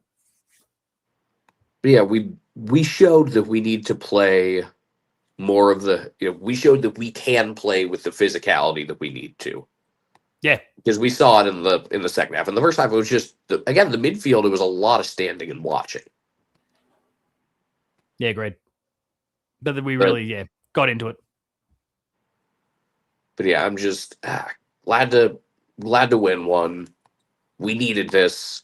I had said last week, if we don't show up today, press the panic button. And Spartacus says he's going to Optus next time we play them over there. So if anyone's keen to go join him at Optus Stadium back, when did we say it was? I've forgotten now. Later in the year, sometime later in the year. The date 15th. is June 18th. June 18th. Yeah, if people Thursday nighter. Get to that one. There's an opportunity there to join Spartacus in that game. But were there any other players or elements to this game that you wanted to hone in on at all? Ryan had a couple of great deliveries. He had one to Mana, just an angle that like nobody else is seeing. And he just arcs and hits it. Yeah, he's phenomenal. Yeah, it's funny because we last week and in the first quarter or so this week, we had a lot of just like bad kicks. Oh, disposal efficiency, the decision making in part, but the disposal efficiency. Yeah, last just week the execution so bad. A killer. But then you have Brian still managing to put stuff in like these weird windows that just nobody else is seeing, where he can kind of like just make the ball do tricks that most guys can't seem to comprehend. Lionel Messi. Yep. But I'd like to Thanks, think. Gary. He tells me I shouldn't piss in the shower and I wouldn't have to scrub so hard. Thanks, mate. I'd like to think this is a game that we're going to look back on as a really good win. Yeah. Although maybe Frio are just going to stay in football purgatory. I don't know. No, I still reckon they're going to be a pretty damn solid team, and they played some really electric football in that first quarter and a bit. On paper they should be. Yeah.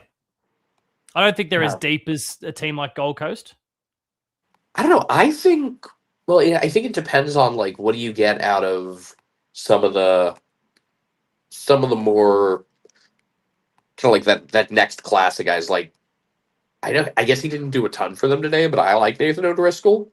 Tell you who we picked on. I thought was good. We needed to pick on Oscar McDonald, and we did. Yeah, him and Erasmus were the two that I think we were able to victimize that led to a few of our scores. And as the game went on, I was going to say Erasmus is probably one of those for my mind that you could exploit him. Yeah, we exploited him and McDonald, I thought, pretty clearly. And that's what good teams do, right? Is they recognize a weakness and they target it. And exactly. I think we did a pretty good job of it. So yeah, instead of just going to the because we had a couple of stretches where we kind of kept getting burned the same way, so it was nice to have that adjustment.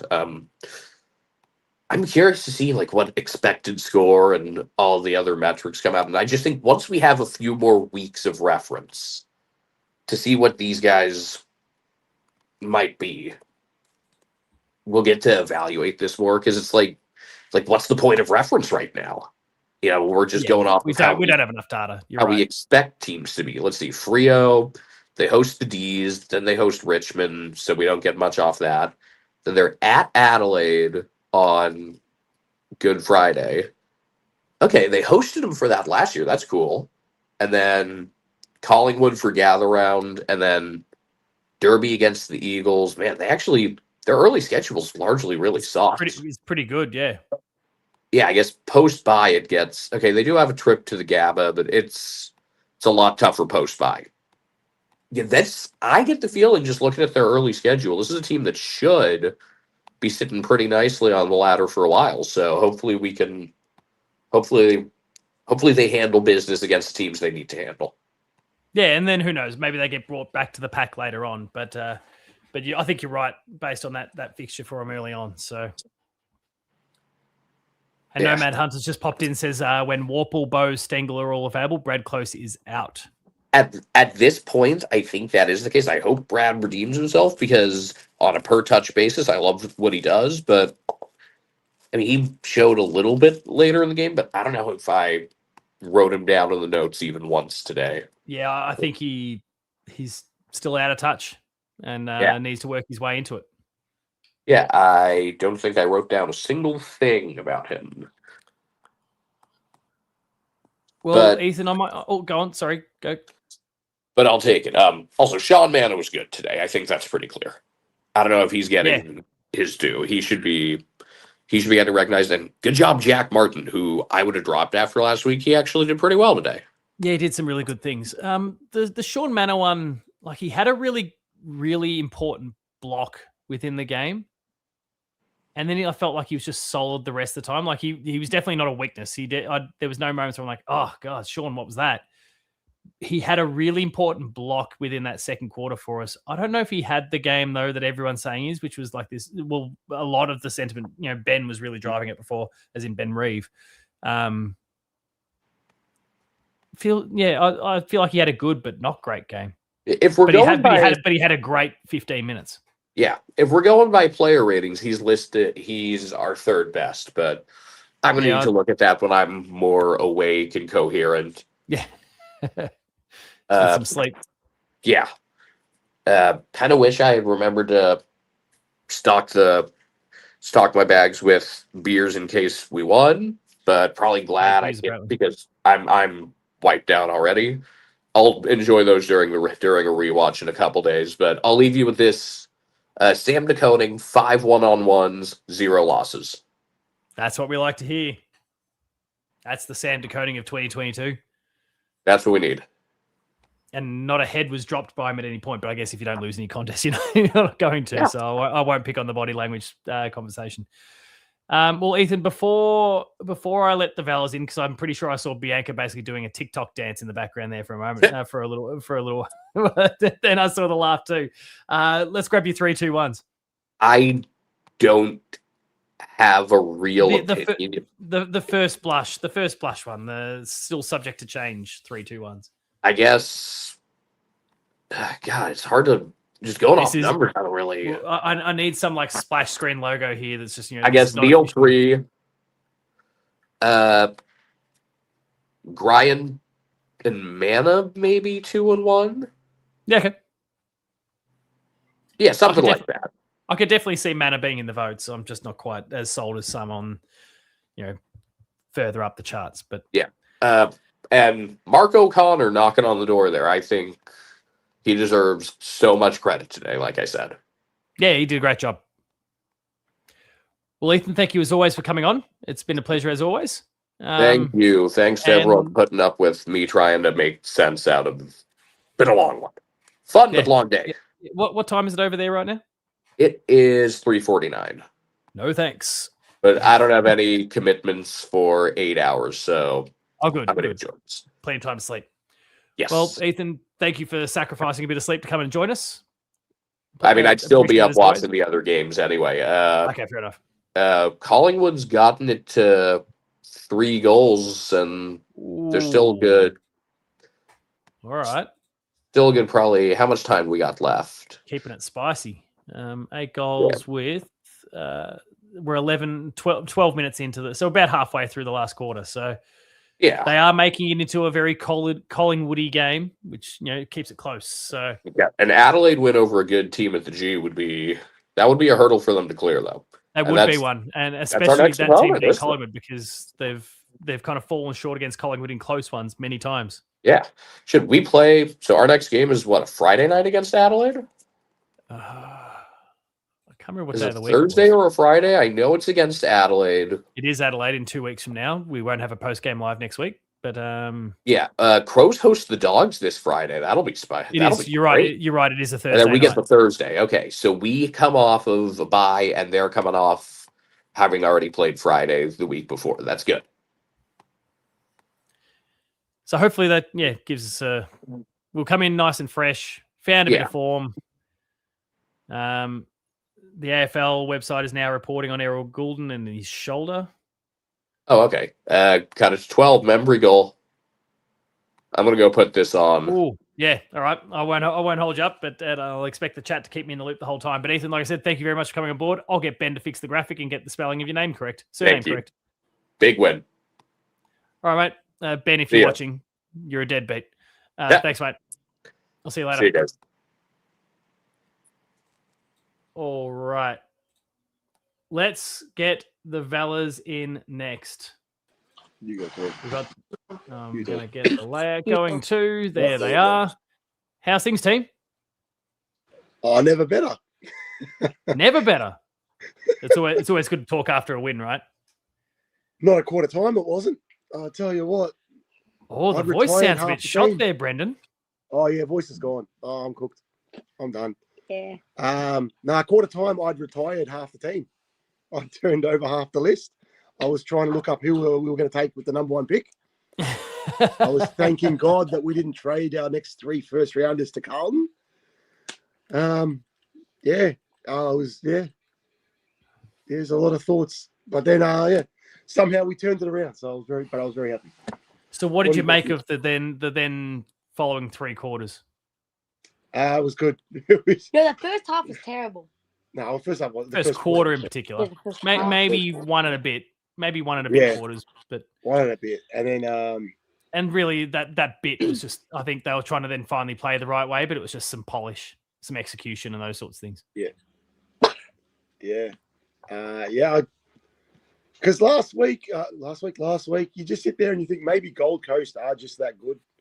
You're like, maybe it's, and then at quarter time, you're sitting there going, maybe we're just that bad. It was like, oh my God.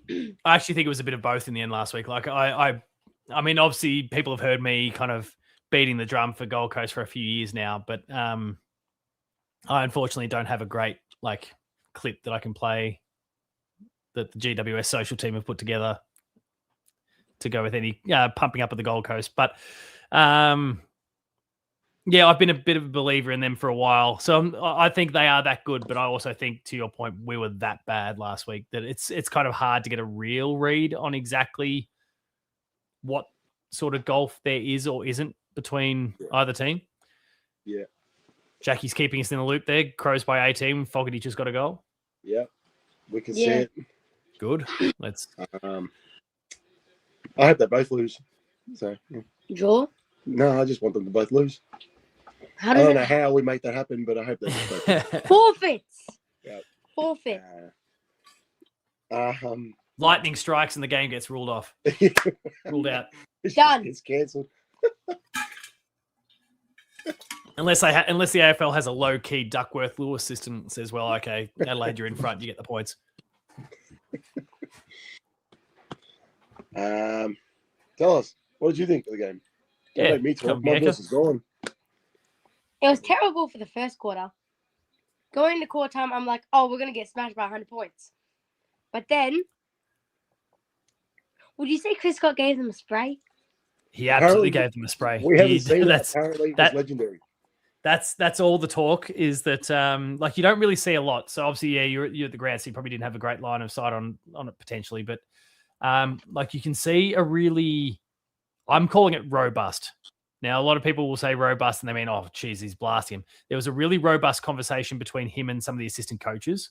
And you could see there was a lot of, it almost felt like a bit of a, oh my God, what do we do thing here.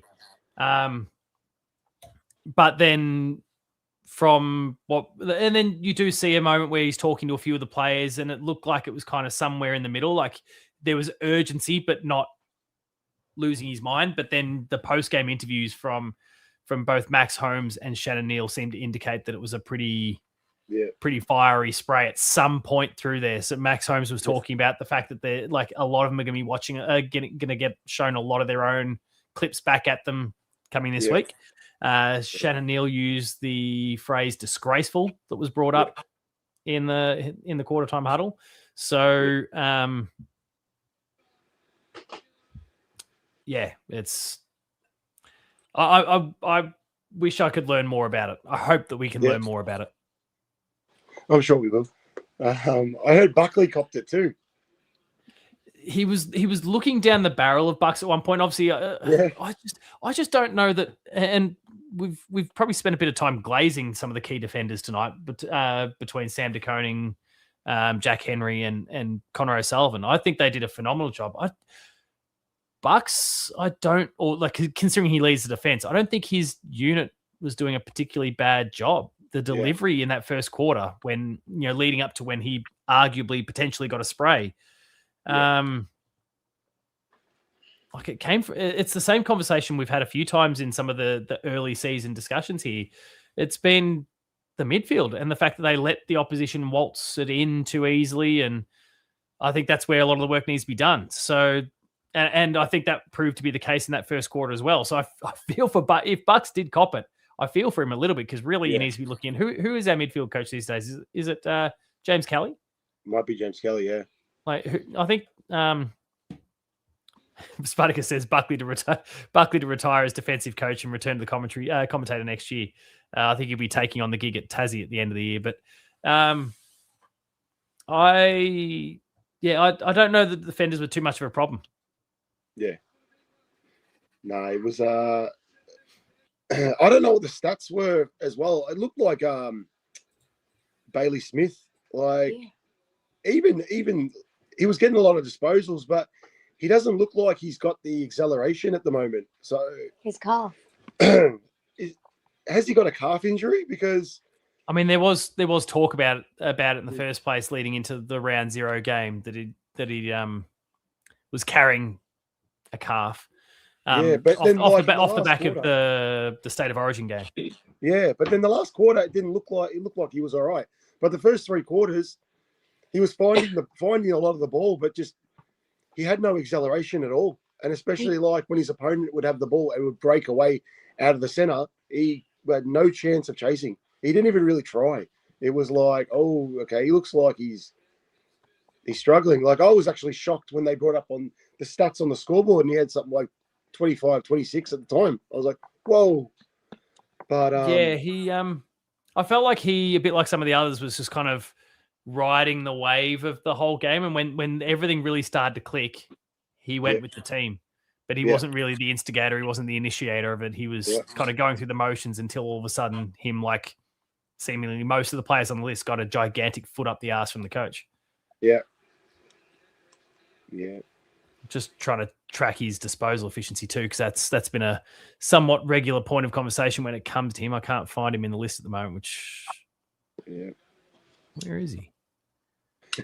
Let me just filter that to the Cats to make it a bit easy for myself. Come on, he wears a bandana, for God's sake. Where is he in the list? There he is. Going at 71%. So not awful. But Ben says in the chat that he's not loving Tom Stewart so far this season. No, I think Tom Stewart was a bit the same. But then he really worked his way into it. And I think, like Kiri and myself were saying before, he really, really kind of clicked into his usual Tom Stewart ways, I think, from about quarter time. Yeah. What else did you notice? Can we say this game is now gone between the Crows and the Pies? What do we got? 21 minutes in. 23 points. Yeah. Put a fork in the Pies. They're done. 23 points. Good on you, Adelaide. I know we've got to play them in 2 weeks, but I'm happy for my footy tips. I flipped. I tipped the Pies, and I flipped with 10 minutes pre-game. My gut said it was time to make a change, and I did, and I'm feeling pretty good about myself. Collingwood different this year. By different, do you mean rubbish? Well, losing to North Melbourne, that's not bad. What? Oh, the preseason game. Oh, I that's wouldn't base too much on the preseason, but No, we didn't win any preseason games. I've got every single one. What? oh, hey, mate. You got all the tips? Oh, good on you. You did Great call me, minds, so you mate. say Great it. minds, mate. I'm 4 from 4 so far this round as well. It's a good feeling. We could still Or win. 5 from Oh, 5 or whatever we're at. No. I'm just gonna keep I'm on this. lost. Who'd you get a photo with after the game? Oh, yeah, go on. He was No, so no. happy. He was so happy No. to get a photo with you. Guess. No, I player. think you will. We're No, talking yeah. about a player, right? Yeah, you won't guess. Yes, you will. Shut up. I don't think I am going to guess. I'm just going to throw it out there and go. You managed to get the debutant. You managed to get managed to get Mitch Edwards. Close. Just say it. Brad Close. Nah. Sean Darcy. Sean. He looked absolutely filthy. It's like, But then he she asked me for a photo, couldn't say no. And I'm like, yeah. Someone who he was with actually took the photo. And I was like, what did you say to him for him to look like that? And I thought maybe she said, Mitch Edwards goes all right, doesn't he? Or something like that. So Obviously, I did not say that. let's lean into that then. Brenton's here saying I saw the Vela family was in the row in front of me. Brenton, you should have yelled out and turned around and said hi. Yeah, say hi. Hopefully, we embarrass ourselves.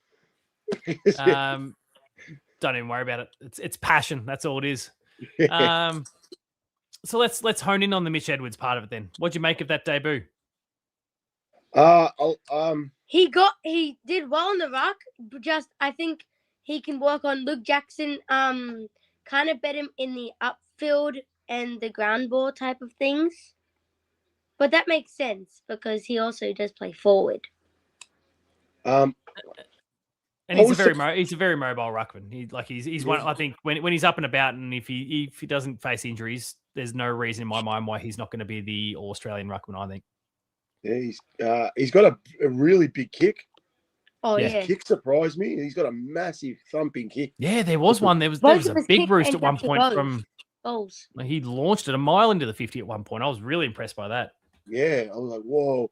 So we obviously couldn't see any stats, but we're like, well, the hitouts don't look like they're damaging us at all. He actually looked like he was getting the cleaner taps. And then it looked like Luke Jackson just worked out that he's not going to go for the tap. He's just going to try and get the ground ball and just run through him. And he did it a couple of times. And that was getting a little bit worrying, but I liked it. I liked his game. And you know what? We don't really have a better option. Might as well play the kid and see what happens, see what he becomes. But what about Toby Conway? We don't talk about him at the moment. Let's just wait. Okay. See how he goes. But I feel like there's some sort of meme that we can make here around we don't talk about Toby Conway. We don't talk about it's like we'll see it when we believe it. We'll believe it when we see it. But it's crazy to think as well that he was Freo. He was pretty much Freo's player, Mitch Edwards. We stole him. He was. Yeah, he was an academy player, and Geelong poached him. Yeah, they had what pick was it? 38 or so. It was a couple of picks before. Fremantle would have been able to match it. So that just makes it even sweeter. But we went for him, and they didn't match it, and now he's our future number one ruckman. Yeah. Is he better than yes. Okay. He's yeah. What was that? What about him and Blitzarves? Because Blitzarves was in the ruck as well. No, he was our better ruckman. I had retired Blitzarves at quarter time. Which Adelaide players just had their lights knocked out? Is that Jordan Dawson? We turned the ball over way too many times. What's just happened? I think that's Jordan Dawson. Yeah, it is. Oh,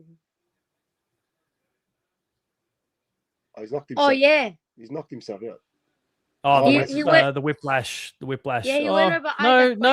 No. It's kind of just low back. Yeah, he's back. But he should be fine. Yeah, I think he'd be fine by the time he plays against us. Maybe there's a week off there, but otherwise he'll be he'll be right for a game against the Cats. Oh, look at that. The Pies getting some little junk time goals. Going to bring it back to 2 goals with 40 seconds on the clock. Oh, Dacos. Yeah, goal. Oh, Gary's being told by the boss at home to pack it in for the night. So thanks, Gary. I'll see you for the Paul James show on Thursday night, hopefully. Brenton also asked, why is Bucks the defensive coach? Look, that doesn't add up necessarily in my mind either, but he's been a head coach. So I think he's got the capacity but also maybe it was a part that he identified that he needed to work on as well and learn a bit more about. And he's got some good supports around him, people who've definitely been in that role before that can maybe help him out. Yeah. Because wasn't Kel, James Kelly, doing defensive in the past?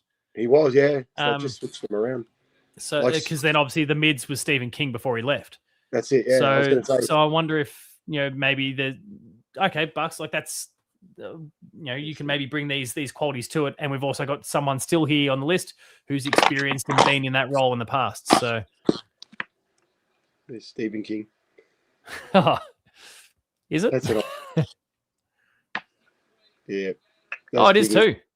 Yeah, we like Kingy. Stephen King. That's an old one. What else you got?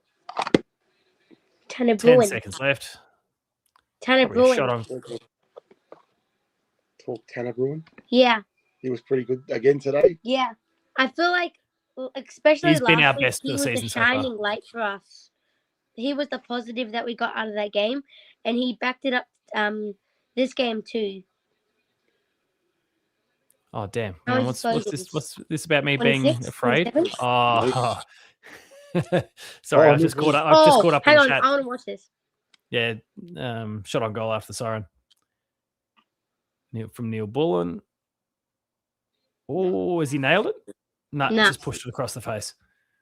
Oh, did Riley Tilthorpe just hurt his ankle at the very end there too? Yeah, I saw that. It won't be a major one, but he's fine. Okay. We're saying I'm afraid to talk about. I don't want the hate. No, fine. That's it. You've all convinced me. You've poked at my ego enough now. I'll do a Nick Dacos video. What Nick Dacos video? The talk is that he's refusing to sign his contract, and that Victorian teams are showing some interest. And hell, why not? We'll just do a video. We'll get Ben to make the thumbnail of Nick Dacos in the blue and white hoops, and I'll take the piss the whole time, but I'll make it sound really sincere. And the Collingwood supporters will crucify me. Someone will rock up on my doorstep, and I'll have to call the police. Yeah, no, it's I don't see him in the hoops. It's funny, Paul should think of the clicks. Yeah. It is funny, like the articles. Not articles. Who was it that talked about him not leaving Collingwood? That it was just like it was the family. There was a player that talked about the family tradition and all this stuff. He would never go to Tasmania, and I'm sitting there going, "Talk to Geelong supporters about that." No, so it was. I'm going to have a quick look for the interview, but it was one of their executives that got up there and said it. But I think it might have been on SEN or something because, who am I? Jared Waitley then responded in that exact same conversation. He was like, "You're saying," I can't remember the exact wording. The chat might be able to clarify what the wording was and even who the person was, but he was basically saying it was categorical, can't happen. Cited all the family things like you said, and then Jared Waitley goes, "I want to tell you," I want to tell you a story about a team that I've always been very close with," and he let his Geelong bias slip out for a bit here, but he's like, "I went and watched his father play through the 90s and be the best player in the competition. I was then fortunate enough to commentate and watch the son be the best player in the competition. His name was Gary Ablett, and he left for the Gold Coast Suns." Yep. So, mate, if Tassie want him bad enough, they'll make it happen. I learnt that with Gold Coast. They took Gary Ablett from us. President have Collingwood never President thought of it Barry possible. Karp, I think it is. I'm just going to quickly check the clip now. In fact, yeah, I have. Hang on. We don't really have a layout for this, so hang on. I'm going to pull it across the group discussion. Oh, I'm going to bring you back, and I will share. I'll share the video, and we can play it and kind of listen into it because I managed to dig it out. Thank you, Facebook of all platforms, for having it. And hopefully this all works for us. Chat, let me know if you can hear it. Fellas, let me know if you can hear it. Part of you that worries that Nick Dacos is the big fish for them, which they haven't been shy about saying. Jared, I grew up, I'm 59, 60 this year. I grew up in the Riders stand and then I moved to the Sherrin stand. I was literally sitting above the Dacos pocket, the Peter Dacos pocket. Then we all moved to the Ponsford stand. The Dacos family at Collingwood, I don't need to tell you, is Collingwood royalty. And I would expect that to continue to be the case. Can I tell you a story? Yes. I grew up in the forward pocket at Caninian Park watching Gary Ablett Sr. This is going, and it never, ever, ever occurred to me that Gary Ablett Jr. would play somewhere else. And yet there he was as the prize pick for a startup in the way the system had constructed itself. So I could be the counterpoint to your story. Is it was unfathomable that it would be Ablett, but it was. Is it unfathomable that it could be Dacos? Which one? I think it's unfathomable. And I think from a members and fans perspective, yes, it's unfathomable. I got And it. of course, Okay. of course, I think he kind of has to say that, right? Like, I don't necessarily begrudge him for going down that path. There we go. I don't really begrudge him for saying that. Like, if you're the president of a club, you can't go, oh yeah, I guess there's a chance he might leave. Like, that's a horrible, horrible look. Yeah. But Jared's response is bang on the money. We've seen it before, and there's even more money involved in the game these days. 100%. Not that he necessarily needs to be swayed by money. Like, we're probably at a point where, like, and I don't understand the enormous pay packets that soccer players get, that NBA players get. Like, it's absurd. Like, what do you do with this many millions of dollars? Yeah. It's just a whole stack of F off money. I wish I could have 1% of what they earn. But I don't know.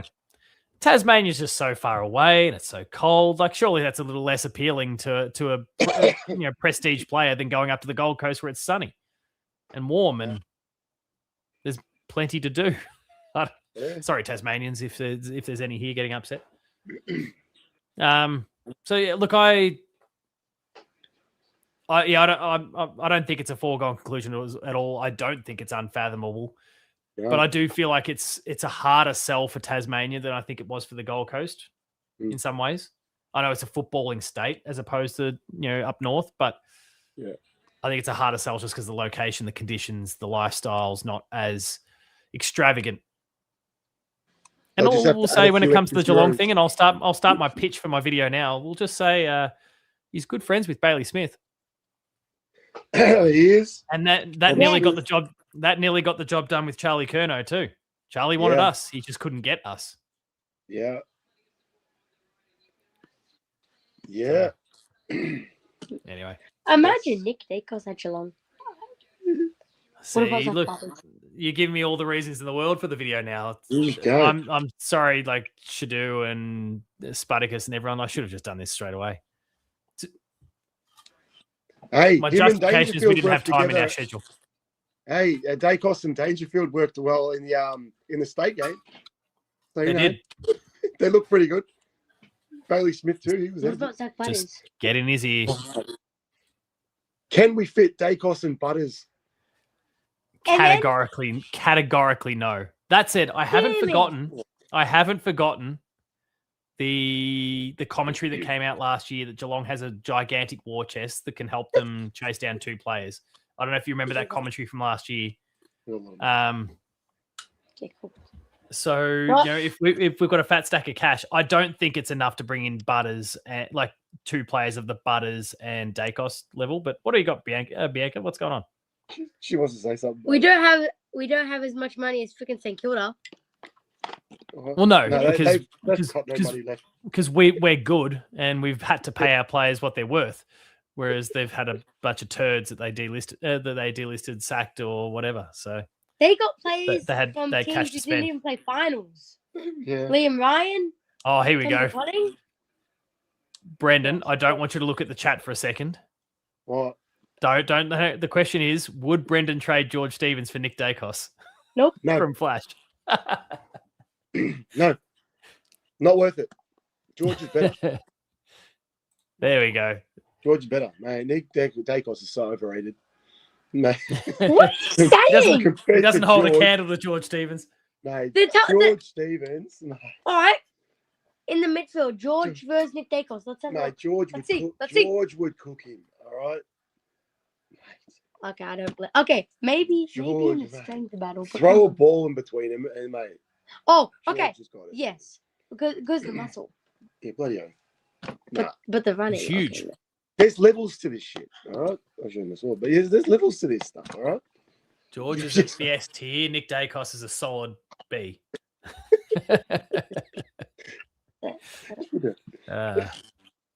Unfathomable. But, yeah, But let's get back to the game a little bit itself. Sorry, go again. The Radicalea trade just continues to get better. Yeah. So we got Edwards, Stevens, and Humphreys, and now two of them are in the team. And George is not far away. George will get there. George will get there. George just We haven't had a chance to speak to it live. So talk me through your headspace on the delisting, the promise that he would get re-rookied, and the fact that it happened. Where was your head at through that whole, what was it? It was 2.5, 3 week long period? Because obviously it kind of linked into trade period and draft and all that as well. Well, I thought there was no way that we were going to be able to keep him because there were people online and saying, "Oh, Jesus, surely my club tries it." My club, but I Adelaide think was I read apparently that, sniffing around. He met up with Adelaide, but yeah, but I heard that apparently, like, he made up his mind that he wants to stay at Geelong. So I think there were like offers, but I think he just said, "No. Geelong wants to keep me. I'm happy to stay at Geelong." I wish I had known that because that was stressful. I thought someone was going to take him. So, yeah. I mean, I think if the right team came along and said and pitched like, you're going to be in our starting 23 and you're going to be this and you're going to be that, and we're going to actually, we can definitively, barring injury, we can promise you that you're going to get games, then he might well have considered it. And I wouldn't blame him for considering it, really, because Geelong is such a hard team to crack, right? And, for the young guys, and look, Clack is showing us right now that if you persist for a bit, that opportunity will come. And I think they're the same draft class, aren't they? I think. Which one? Jai Clark. Was that the same draft? No. Was there a year difference? Stevens is in the draft with Connor O'Sullivan. Oh, yeah. So, year later. They got a photo of them all together today. With all the nice. draftees from that year. Because I think they, except for Stevens. Stevens was the only one not in the hoops. But you had, who's that? You got O'Sullivan, Manor, Edwards, Humphreys, and Stevens. So that entire draft class is still at Geelong, but Stevens was the only one that didn't play today. One to go. Yeah. So it's crazy as well. If you look at his body now, oh man, the amount of work he must have done to himself, he just looks incredible. Like he just, I just want good things for him. He works hard. I like him. I think Jake, put a stat in the. I'll have to see if I can dig it out.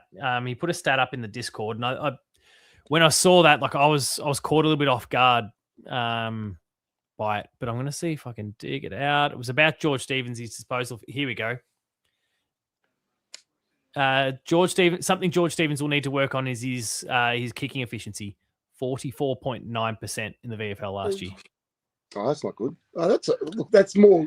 I think that's got more to do with his teammates, personally. Oh, I think in part, for sure. But yeah, he goes on to say, and like obviously he was just extracting stats. He said the only cats with lower VFL kicking efficiency than Stevens were Patrick Hughes, VFL listed only, Ethan Boris, VFL listed only, Killian Burke, Irish, basically playing his first year of football, Toby Conway, on one leg, and Jesse Mellor, who played 2 VFL games as an underager.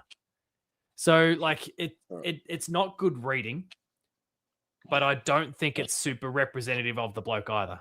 Like I think you're right that there's more to it than just that. I also would expect a player of his sort, the nature of the role that he plays, I would expect his disposal efficiency to be a bit lower because he's at the coalface, and if you end up dumping the ball on your foot, it's likely, not likely. I guess it's almost a coin flip in a lot of ways as to whether you're actually going to hit a target or not. So I don't necessarily begrudge the bloke for having numbers that low, but I think if you could lift that up, get it in, get into the 50s, pushing 60, that's enough given the nature of the role he plays. I'm going to see if I can dig out what his disposal efficiency was in 2025, but the disposals.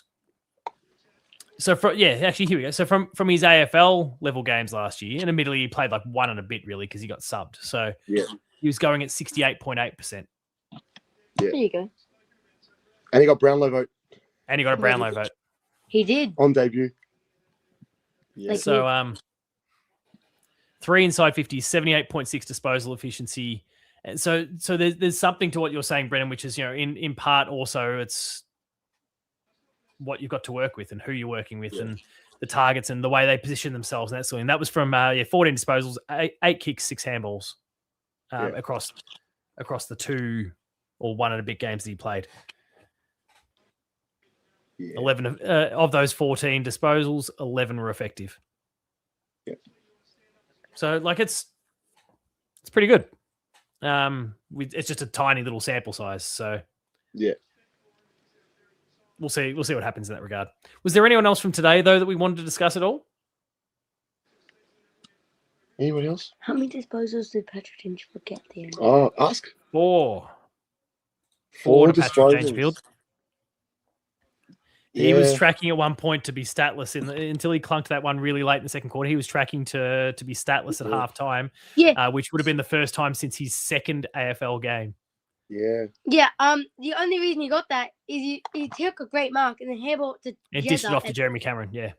I thought he was going to get tackled. I'm not gonna lie. No one tackles Patrick Dangerfield. They get they Jezza. try and they get shrugged off. Oh yeah. Jezza. Yeah. It's fine. I just really think, and I'd like to hear both of your thoughts on it. I really would like Paddy Dangerfield to play the Joel Selwood thing. So not like it's the reduced time. He's doing that part of it, but midfield, not forward. Just go in and have a maybe in any given quarter, say a 25, 30-minute quarter, he goes in and has 2 7 or 8 minute long bursts where he just goes in, cracks a few heads, and then goes and trots off and has another 7 or 8 minutes rest. Yeah. And he just comes in as an explosive effect player. And the advantage is like Joel Selwood didn't have that explosive factor. He went in, he put his head over the ball, and he was courageous and strong and a fantastic leader and did all the things that we love of Joel Selwood. And Danger doesn't have some of those qualities to the same level, but he does have that explosive factor and he does have that bash and crash, and he probably has more of that than what Joel ever had at his best. So I'd love for him to leverage that more. And you can do that as a full forward for sure. And you can't, like, he had 4 disposals, kicked 1 goal, and you couldn't afford to be lax on him as a Freo defender because of how dangerous and important he is. But I think he can offer us more still as a midfielder. Damn it, there's another video I'm putting together. I'm putting that together in a formal pitch this week. It's been a while since as well. I've seen a player stand in the goal square by himself. He did that for periods today. I was like, I didn't think that was possible these days. He let his opponent run up. You did see him run off. Okay, right. And he just stood in the goal square with the hands on the hips. I'm like, it's been a long time since I've seen an AFL player do this, stand in the goal square. I didn't realize he was letting the player run off. I was pretty adamant that in my mind that okay, I can't afford to walk away from this bloke because he's too good, and they might have just stuck to him. Okay, he had a bit of time on his own. Yeah, he stood. Yeah, I was saying that. I'm like, wow, he's just going to stand there. I have something. I was going to say as well. I want to talk about Shannon Neal. Okay, yeah, go. Yes, Man. let's talk about the big pizza. We were actually, because we were in the forward Before we line. do that, I absolutely loved seeing him give the midfielders an absolute serve when they didn't deliver the ball where he wanted it. yeah. He went off. I'm like, He did. good on him. I'm like, all right. There was one or two of those. Marks. Hey, He No started clunking marks then Yeah. as well. No more I'm nearly. like, all right. Good. That's your there forward was line. there was one or two sprays that he gave that I didn't agree with, but there was others that I think were absolutely justified. And Yeah. I think in terms of his development, which it doesn't feel like it makes sense because it's not really a footballing act, but in terms of his development as a footballer, I want to see more of that from him. Not demonstrative, not horrible about it, but like he needs to take the bull by the horns a little bit and you know, kind of control things and dictate terms and make sure it's clear to the midfielders. No, I want it here. That's leadership. Like that's leadership as a forward. That's, you know, forward lines are built around the two big blokes. Now you've got a pretty handy other one in Jeremy Cameron, but we need the midfielders to understand where Shannon Neal's going to be, how he needs it, and if he has to be a little bit loud and aggressive about it, so the message gets through. Great, because you're right. Afterwards, they hit him up and they laced him out and he clunked him. He showed them what they needed to do and he delivered when they presented the ball to him. So it was good. Oh, it was so good. Oh, yeah, like I said, that was the big highlight there. I loved seeing that. I was like, take ownership of the forward line. Yeah. Like, you're not a kid anymore. This is yours. This is your spot. And it was, how good. So good. Now, speaking of the forward line, when do you think Jay Polkinghorne gets a run? And you can also talk about that too. I don't even know. Or if he gets one. I think he will at some point. This year? I mean, definitely. Based on the early preseason form, and the problem is we've got right now is the VFL hasn't kicked off yet, so we don't have a lot of our own evidence to kind of look at and see how he's continuing to track.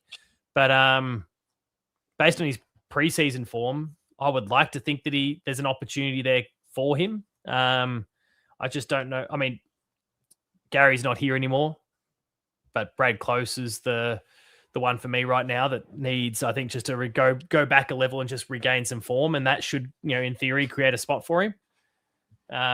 Whether he holds on to that is a whole other thing, you know. But maybe he comes in and thrives, and then it becomes a really hard conversation for Brad or for Ollie Henry or for Jack Bowes and some of these other guys that could also be in that position. So I think he's worth, you know, throwing an opportunity to. Yeah. I don't know how soon, but I think he's worth throwing an opportunity to. And this year. 3-1. Assuming he kind of continues at the same rate he was through the preseason, which was, you know, 8 to 9 touches, 2 goals, maybe 3. Like, you can't ignore that. You've got to reward that with opportunity. So, yeah. 3-2-1. You do it? You do your 3-2-1s first. Nope, you. You want 3-2-1s? What did I write down? I'll go Manor, 1 vote. I'll go Tanner Bruin, 2 votes. And Shannon Neal, 3 votes. Bianca, what about you? 1, Tanner Bruin, 2, Max Holmes, and 3, Shannon Neal. Very nice. What about you? I don't know yet. What I will say is I don't think Shawnee Manor's going to. Did you put it out to interview me then? You go. I got my own. Don't worry, we're okay. You're gonna wait for the hoopies. No, look, I won't declare my 3-2-1, but I will say that Sean Manor won't be in my 3 in any of those spots. I think he played a great game. I think he played a good game, and he had a great block of about 15 minutes. But otherwise, I think he was solid. He was consistent throughout, but I don't think he was top 3 worthy in my mind. Top 5, he'd be in. Yeah, but he could have iced the game at the end. Like, well, yeah, he could have. Yeah, I gave Jordan Clark like hell on that kick in. he kicked it straight to man. I'm just like, that is the best kick you've done, like, at this stadium. I'm like, That's the best thing you've contributed to this club. And like, people are all laughing around me. They're having a great time. And then Manor misses the goal. I'm like, you asshole. I'm like, You've- Oh, yeah. Are you kidding me? I've just made myself look like an idiot. So, Why would you F me like this? yeah, I'm sitting there giving bloody Jordan Clark a serve, and then you miss one from 30 out dead in front. Like, what are you doing? People say those are the hardest kicks in football. The only thing that would have made it The easy ones. freaking one. Oh, Well, yeah. That would've- He might I have thought turned they got around smashed then. by 200 points. The Jordan Clark that we're familiar with might have turned around on you there, I reckon. Yeah. Well, team, thank you both for coming on board. It was it's been good to get a bit of insight into the whole experience as well. I saw you when you were in the background before on the train, and I saw there was definitely. I hope you're not on TikTok. It's a horrible platform, but there was a very TikTok-like dance that I saw from you in the background, Bianca, before. Horrible platform. Never go on it. Don't waste your time with it. No. But and then obviously to hear a bit about the experience today. And do we have any posters or anything that are in the works at the moment? No, They're close actually, new one. not yet. That's AFLW. No, not yet. Waiting for something. Waiting for someone to just come out and like. We need to make a Shan Neil one. Neil, someone's got to come and earn one. Like, Clack. give me a reason to make one. Give it to Clack. You know, Give it to Jai Clark. Joe Clark. Maybe Tanner Bruin might be. Yeah. Oh, actually, yeah. Tanner Bruin. If he keeps up this form, this form, it's a worthwhile conversation. He'd be leading Kaji right now, as far as I'm concerned. Yeah, 100%. 100%. Yeah, geez. Can you believe, like, he looks like he's missed football? I tell you what. Oh yeah, he's hungry. He's real hungry. I wish But we in had him health, last season. Would Yeah, it help in the grand final? I think so. You can't help but wonder what if. Yeah. What if? What if? But yeah, he'd be. Anyway. Tanakaji times 9,000 says Shadu. It'd be a good comeback. Good comeback story. That'd be an amazing story. Yeah. But we'll wait and see. There's a lot of football still to be played.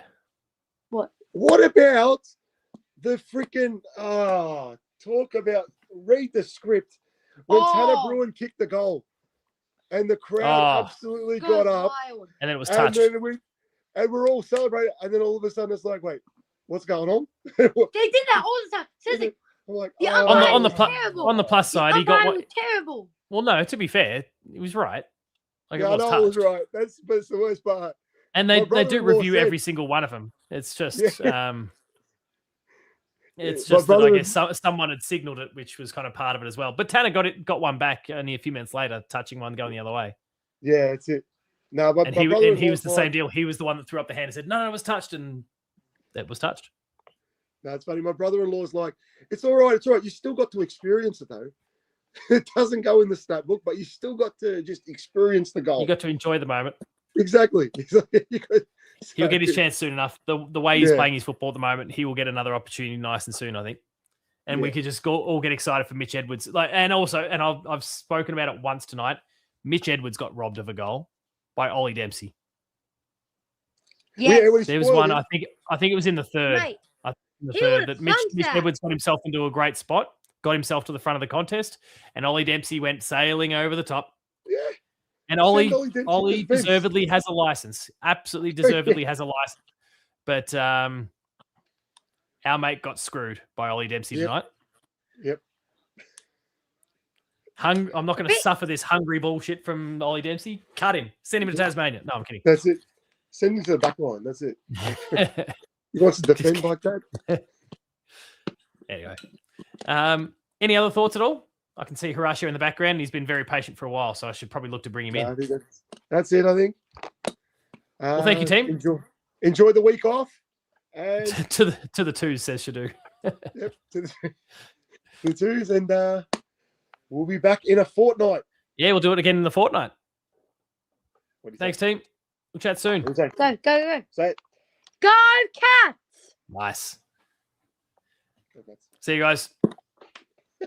What was that, dude? George.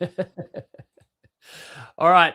And I see Horatio there in the background. So let's bring him in, seemingly, as of right now, seemingly our final guest of the night. So how's things, mate? Yeah, pretty good after Good that. to hear. Yeah, it didn't start so well, but No, rough start. got the chocolates in the end. What were some of the, I guess, let's break it into two chunks. The first quarter, where was your head at? What was working? What wasn't? Who was in the gun in your eyes? No, I mean, I basically said in Discord that we were playing like a bunch of guys that had never played together before, didn't like each other very much. Like, yeah, there was just no cohesion, right? There was just no cohesion at all. It was a continuation of what we saw last week. It's like, what are we doing? This just is not. This is just not how we do. This is not how we do things, And yeah, the thought briefly crossed my mind. I'm like, because there's one of the Fox Footy videos this week had some smart ass, one of these smart asses in there going, "Oh, Geelong are cooked. They're bottom four, la la la," and I'm saying, yeah, how long have people been saying? Yeah, people have been saying that for the last 25 years, mate. That never happens. It's a good bit of And engagement, he's like, "Oh, it's time." It's like you do realise that we haven't finished in the bottom four since 1986, mate. We've never finished lower than 12th. So, I don't think that I don't think we're going to fall quite that far, even if we do stink it up for the rest of the year. And the thought I had there was just like, oh, like, what is going on? There's just so many blokes just like, it wasn't even just that they looked down on confidence as individuals. They looked down on confidence with each other, and I thought, oh, we're better. Look, we've got a lift here. We're better than this, and we've been in similar situations in the past and got it together. And given how they were playing, I thought, well, we could be a lot further down than we are. So, if we just got to string some good passages to play here. I think you bobbed up in the Discord there in the first quarter. It's like, well, we're just not getting it together here. Yeah, it was just disposal efficiency, not hitting targets. But once that clicked, they were off the races. Yeah, and I mean, look, the thing that I did, like, well, I mean, not that I'm big on, I sort of get on Discord and on here, and I sort of think a lot of the footy analysis these days is a steaming pile of horse shit. But I do actually rate the Fox Footy pressure meter to a certain degree. I do too, but I don't quite understand the data points that they're collecting to generates it. But I do like. I mean, my thing though is that whether like a lot of this analysis, it's like, well, what is it? A lot of this stuff sounds great, but does it pass the eye test? I mean, like that's the thing. Everybody has said it tonight about how well Clack played, and I was like, did he only have 9 touches today? I know, that's ridiculous. It's like he was so much more impactful than that. Yeah, like, and Mark O'Connor the same. I was like, he's really just made important plays, and he's had like 7 touches. I'm like, nah, he was much better than 7 touches. Like he so yeah, but like our pressure in the first quarter, according to the pressure, it was like 143. So that's almost, in footy terms, that's like no pressure. That's like no pressure at all. Like that's like Essendon last night level pressure. Like just whatever, Yeah. I'm like, so when Scotty gave him the bake at quarter time, I'm like, expect the pressure to go up quite significantly, and it was up over, it was Over well 200? over 200. Good. Yeah, so I was just like, and that was the thing. Like, we still, the disposal was still, they looked a lot cleaner when they were moving the ball forward. We were really still quite scrappy. Yeah, the cohesion still wasn't there. But we certainly started to let them know, hey, you're not just going to waltz. We're not just going to let you waltz through here like we did in the first quarter. And I actually thought, in addition to you've been asking everyone about what they thought of Mitchie's game today, and I thought I wasn't sure he was really ready, but I'll tell you what, I thought he was a big part of why we got back into it in that second quarter. There was just the 3 passages that we got that Manor got his goals from. Just I don't even know that he got a touch out of any of them, but just really bullocking in there and just putting a body in the contest and getting it forward, getting it out, and having and he got it out to where our guys were. And I thought, this is a bloke who really wants it. And I'm like, man, for a guy, who's going to have his work cut out for him against one of the best ruckmen in the comp, and that ultimately proved to be the case. It was like, he's out there having a crack, and he's actually helped up. I dare say a few of the guys have looked at each other and said, well, if the first gamer is out here and he's starting to, crash a few bodies, well, maybe we should join him. Maybe we should. So I mean, he sort of after that didn't have did show some good signs at various times during the day, but I thought just in that first sort of 5-10 minutes there, when we were starting to mount a challenge, that he was actually a fairly significant part of that. So so that was really good to see. Yeah, I was pretty happy with his output, especially for a debut, especially for a ruckman, especially be going up against 2 very well-established ruckmen in both Jackson and Darcy. So, and 2 very different types of ruckman too. Darcy's just huge, and while Mitch had him for height, Darcy's just a thick. He's a big boy. He's a big unit. And then obviously Jackson's just this supreme athlete. Like, he just runs and runs and runs. And I think Mitch has got that capability too. But he'll need a bit more. He just needs more time. Luke Jackson was the number 1 overall pick, wasn't he? Number 2.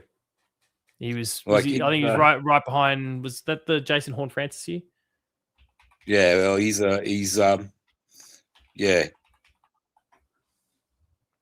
Pick 3. Right. That's such a for a guy to have that kind of athleticism for such a big unit. It's you could build premiership sides around guys like him, I suppose. I mean, he's already a premiership player. He's already a premiership player, isn't he? Oh no! So he was 3rd that draft behind 2 pretty decent blokes, Matty Rowell and Noah Anderson were pick 1 and pick 2. Oh, Jesus! So you would have liked to have one of the top 3 picks in that draft, wouldn't you? Well, how's these for some names? We'll just hone in on the top 10, but there's plenty of other blokes that the draft runs pretty deep. But Rowell and Anderson 1 and 2, Luke Jackson pick 3, Lockie Ash is obviously a pretty solid player, pick 4.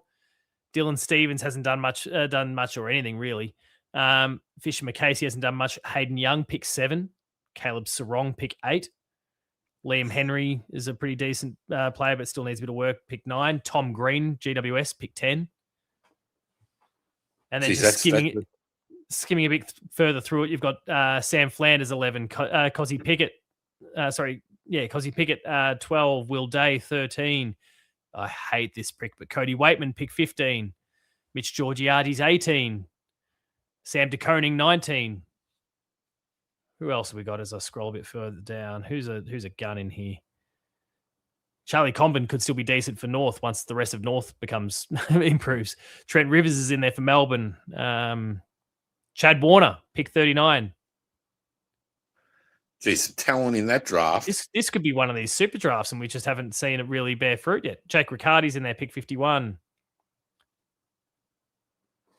What year was that? 2018 or 2019? That was 2019.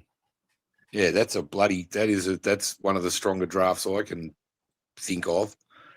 Wow. Yeah, it's probably not quite the super draft, but it's in that conversation. Well, come back and see us in another 5 years, and it could well be up there. Yeah.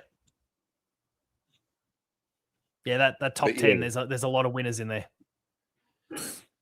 I mean, yeah, I think like, and who did we get in that draft, by the way? While you're looking at it, yeah, Sam DeConing was our first. Oh, sorry, we got Cooper Stevens, pick 16. But obviously didn't work out. Shipped him to Hawthorn, didn't work out there either. And then Sam DeConing at pick 19. Who else? We'll take that. Scroll through the rest of that. Frank the Tank, pick 41. Obviously these days at Carlton. Is he injured at the moment? Why isn't he in Carlton's side? Did he get injured?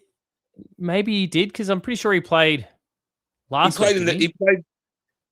Oh, I don't know if he. I don't know. I don't think so. No, I don't think he did. Like, he played against us and played quite well in the practice game. He definitely didn't play on the other night. He definitely didn't play on Thursday. Oh no, he hasn't played. How's that work?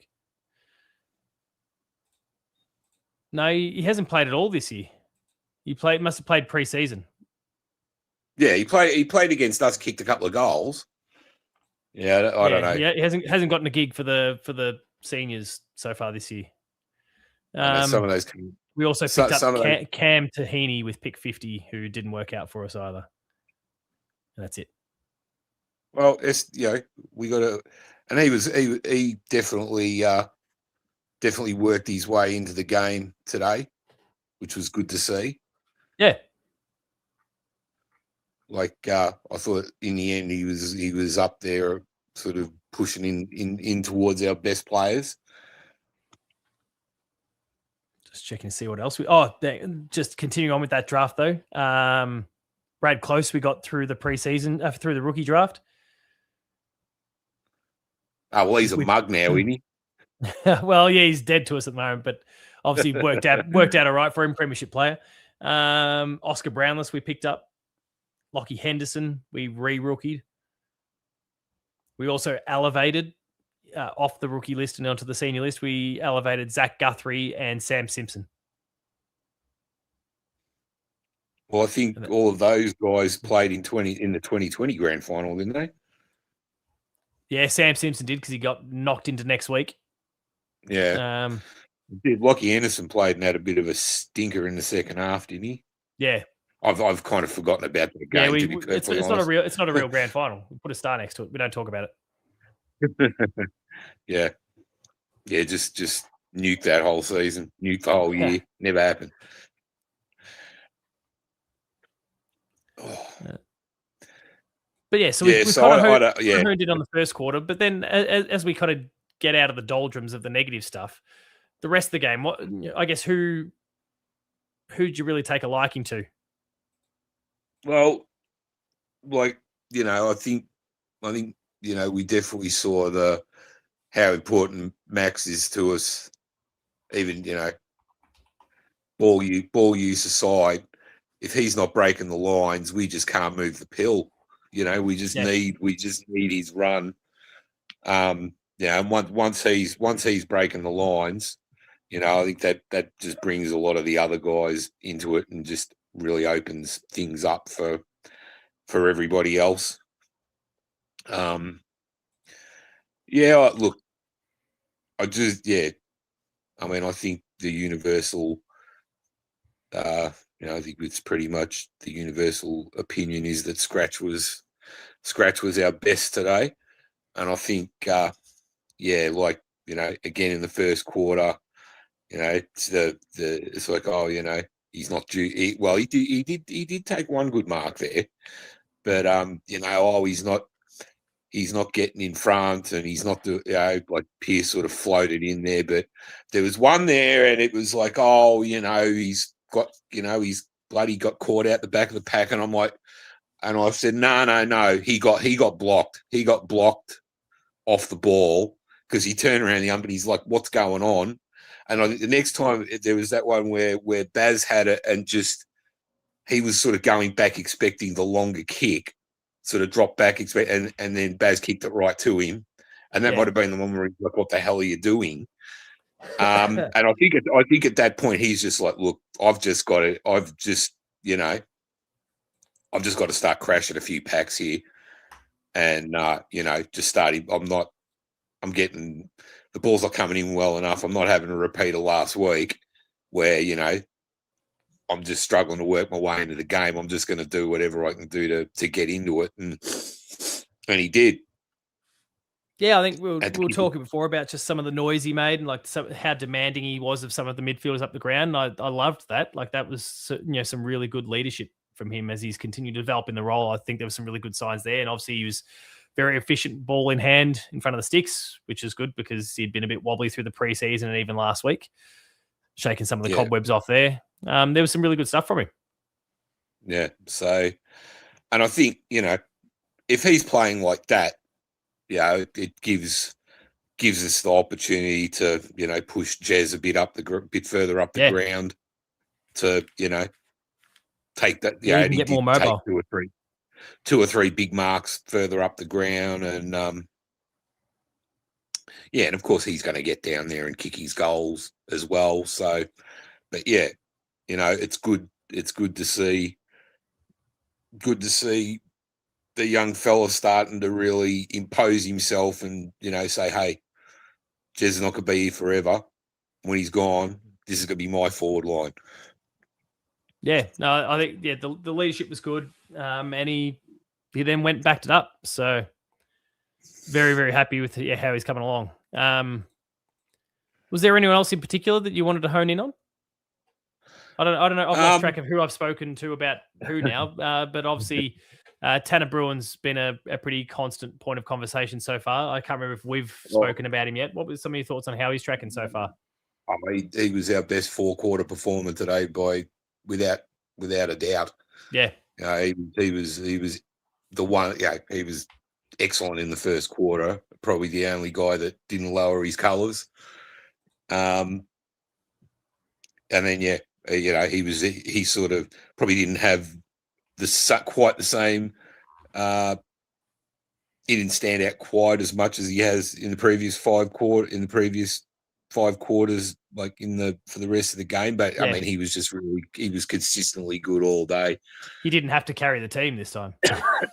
No. I mean, that's the thing. Like last week, he stuck out. He was easily our best player last week. Stuck out like dog's balls. But it started to look like more of the same there. But no, like he's just as you've been saying, he looks really hungry and really just grateful to be out there kicking the footy again. So I don't know. It's strange. Like, I know when sort of things. We all know what happened with him and all that, and how shit that was. Yeah. And the consensus sort of was, well, look, it's going to take him a while to work his way back into it and all that kind of thing. But apparently not. Well, I mean, it's not even just that he's come back in and he's been red hot. Like, as I say, he'd probably be leading our best and fairest at this point in time. Yeah. And if he's not, I'd like to know who is. I feel like he's come back a better player than he was. Oh, he's absolutely better than what he was before. Yeah, I think he's had that opportunity through the time away to get his body actually cherry right. And it feels like just all this built up non-footy playing tensions just spilling out at the moment. It's working out pretty nicely for him. Yeah. Well, I think I don't think you can underestimate just when you go through something like that, I mean, I've not been in the position that had to go through quite the situation that he's gone through, but having gone through things sort of myself, not quite along those lines, but where you're in a bit of a situation. It's like, well, that's I'm sort of being hung out to dry here, and I was sort of guilty until proven innocent, I guess. Yeah. Like, and he's going to have that hanging over his head for the rest of his bloody life, which is crap. But yeah, wait until we play a Collingwood or a Carlton or someone like that when they start booing him. And yeah, and it's like, but it's like, at the end of the day, just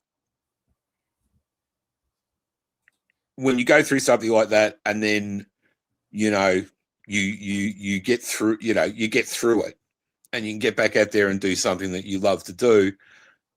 I think there's a certain freedom around that. There's just it's like, look, going out there and getting a kick of the weekend is nothing compared to what I've been going through the last 18 months. So there's just the pressure's off. Just go out there.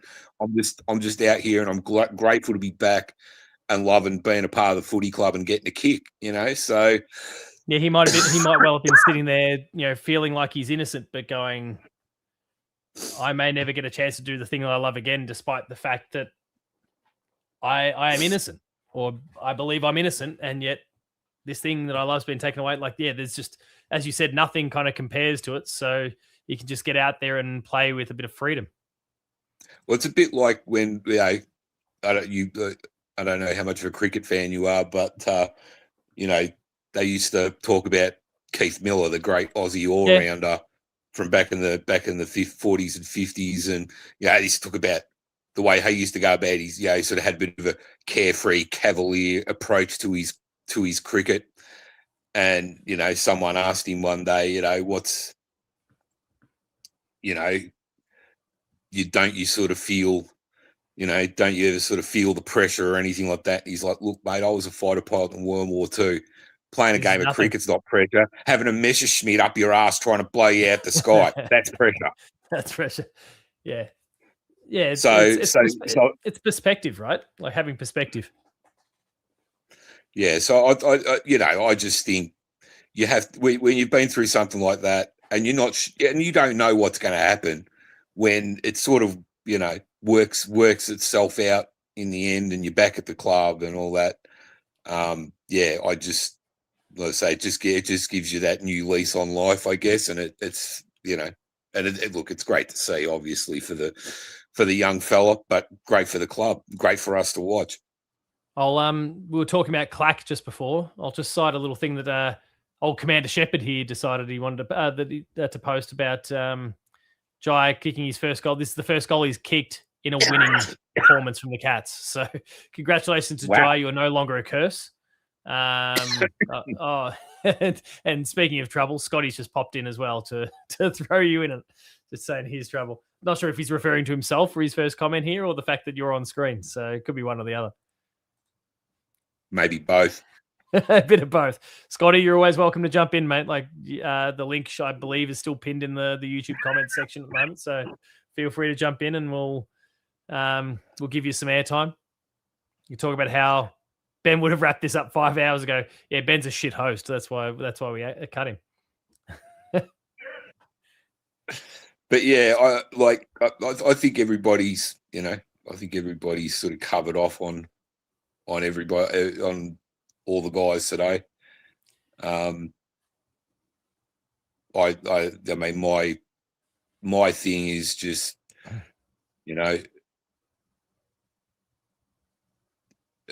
I guess I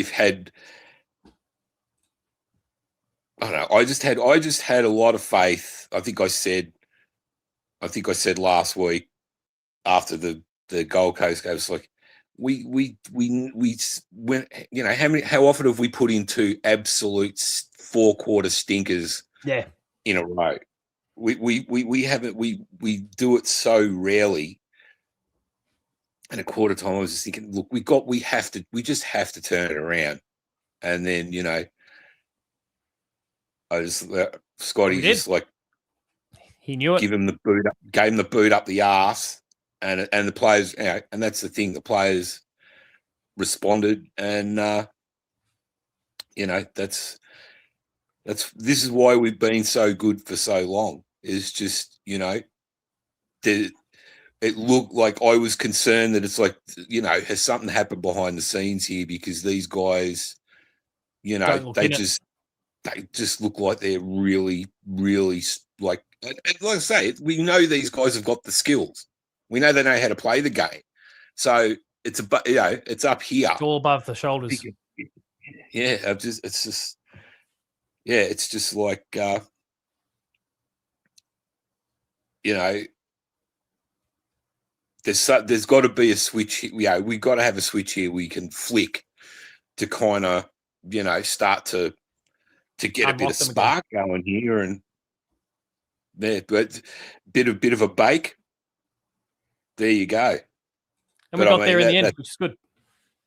And that's look, and I think Ethan sort of made the good point earlier, because I did actually happen to just click on the Fremantle page on Reddit, and they've lost it.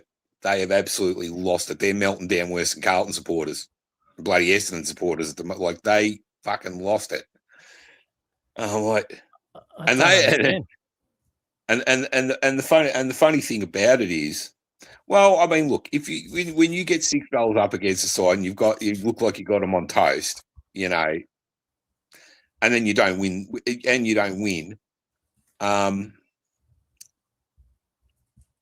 like, there's been a bit of a some have suggested the umpires, which I'm just like, there were some howlers that Freo got. Well, the umpiring was just rubbish for most of the, like, some of the decisions that they're giving out there. It's like, and not paying. It's like, what is going? And they don't see that. They don't, like, there was one where it was like one of they're kind of standing, one's on one side on one side of the contest. One's on the back side of the contest, one's on the front side. One pays a mark and one played a free kick. Of those, yeah. It's like, there's two of you standing right there. What are you doing? Like, was I say, there too many cooks spoil the broth? I was seeing, this, it is the downside of having too many umpires out there and too many of them empowered. You do run the risk of having too many cooks in the kitchen thing. Yeah, and I'm questioning. I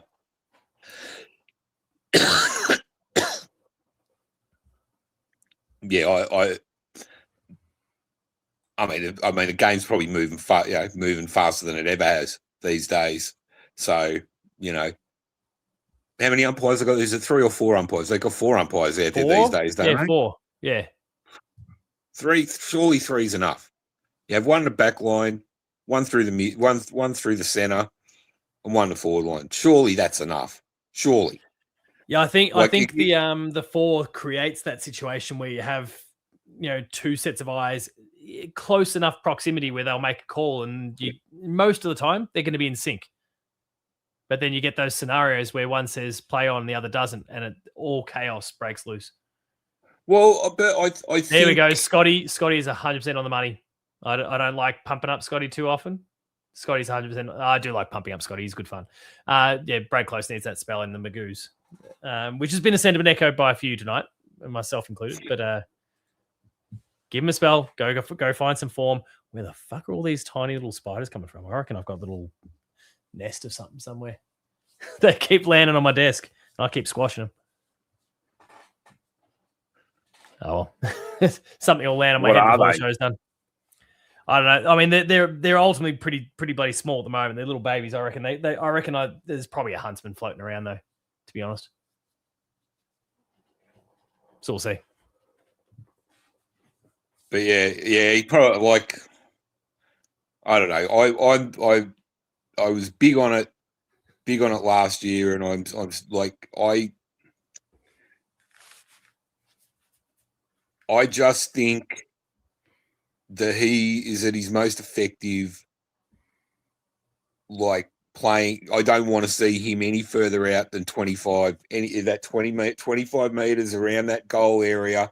I don't want to see him any further out than that, because I don't like he's not a long kick for goal. So if he marks it out there, he's on his limit.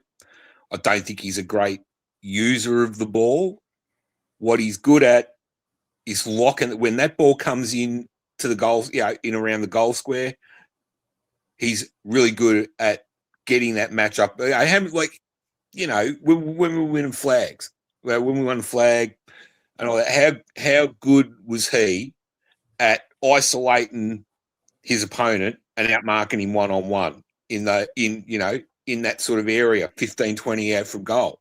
Yeah. He would bob up and kick you 2 or 3 every week, and he didn't need a monstrous amount of touches to be dangerous. Yeah. And I mean, he did a few nice things in the second half, but the knock-ons and all those sorts of things are really good. But I think there's enough. Some of the things that with ball in hand he should be doing, it's just not happening. Yeah, he's not. Like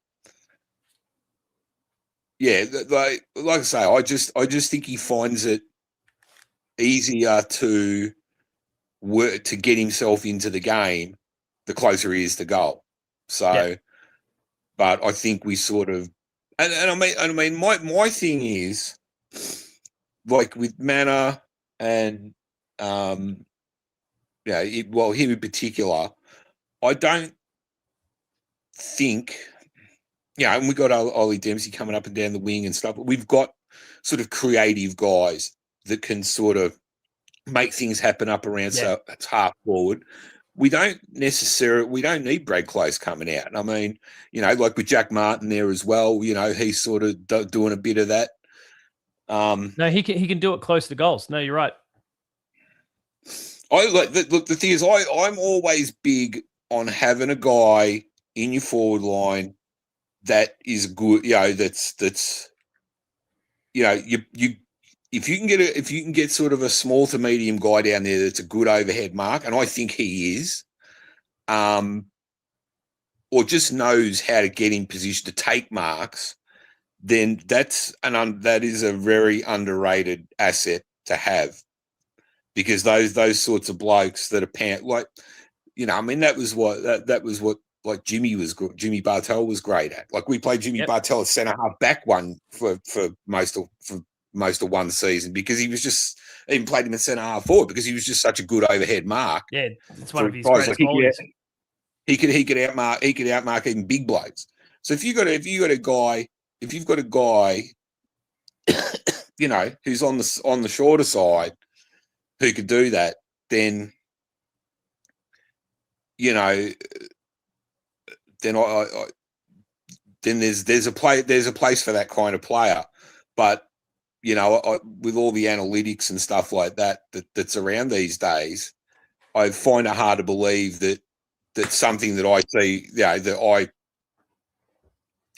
this is just what I've seen, what I think from watching him with my own 2 eyes. It's like the further he is out from goal, the less effective he is. It's just I'd agree. That's just how I see it. And I'm like, surely the analytics would tell, you could look at the analytics and say, look, we don't, just look at the heat maps and that would tell you half of it anyway. Yeah, but it's like if you need guys to push up to put a little bit of extra pressure on, fine. But if we're trying to create plays and get the ball into the forward, get the ball down into the forward line, he's just not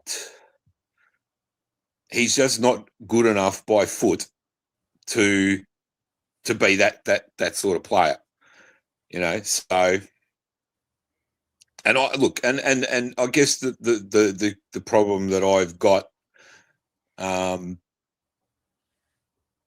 look, if he's not performing, then of course you've got to go back to the twos. There's no ifs or buts about it, and. I mean, that's the other thing too. Is like usually if we were sort of in a situation like we were in today, and we came back into it as we did. In the past, he would have been one of the guys at the forefront of it. And today, he did a little bit here and there, but I mean, my like I say, my question is,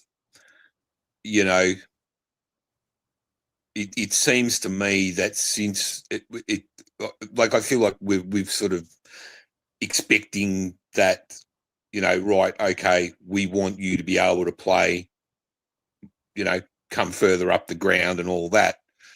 And, and if he's not able to do that, well, if he gets dropped, is he going to get back in?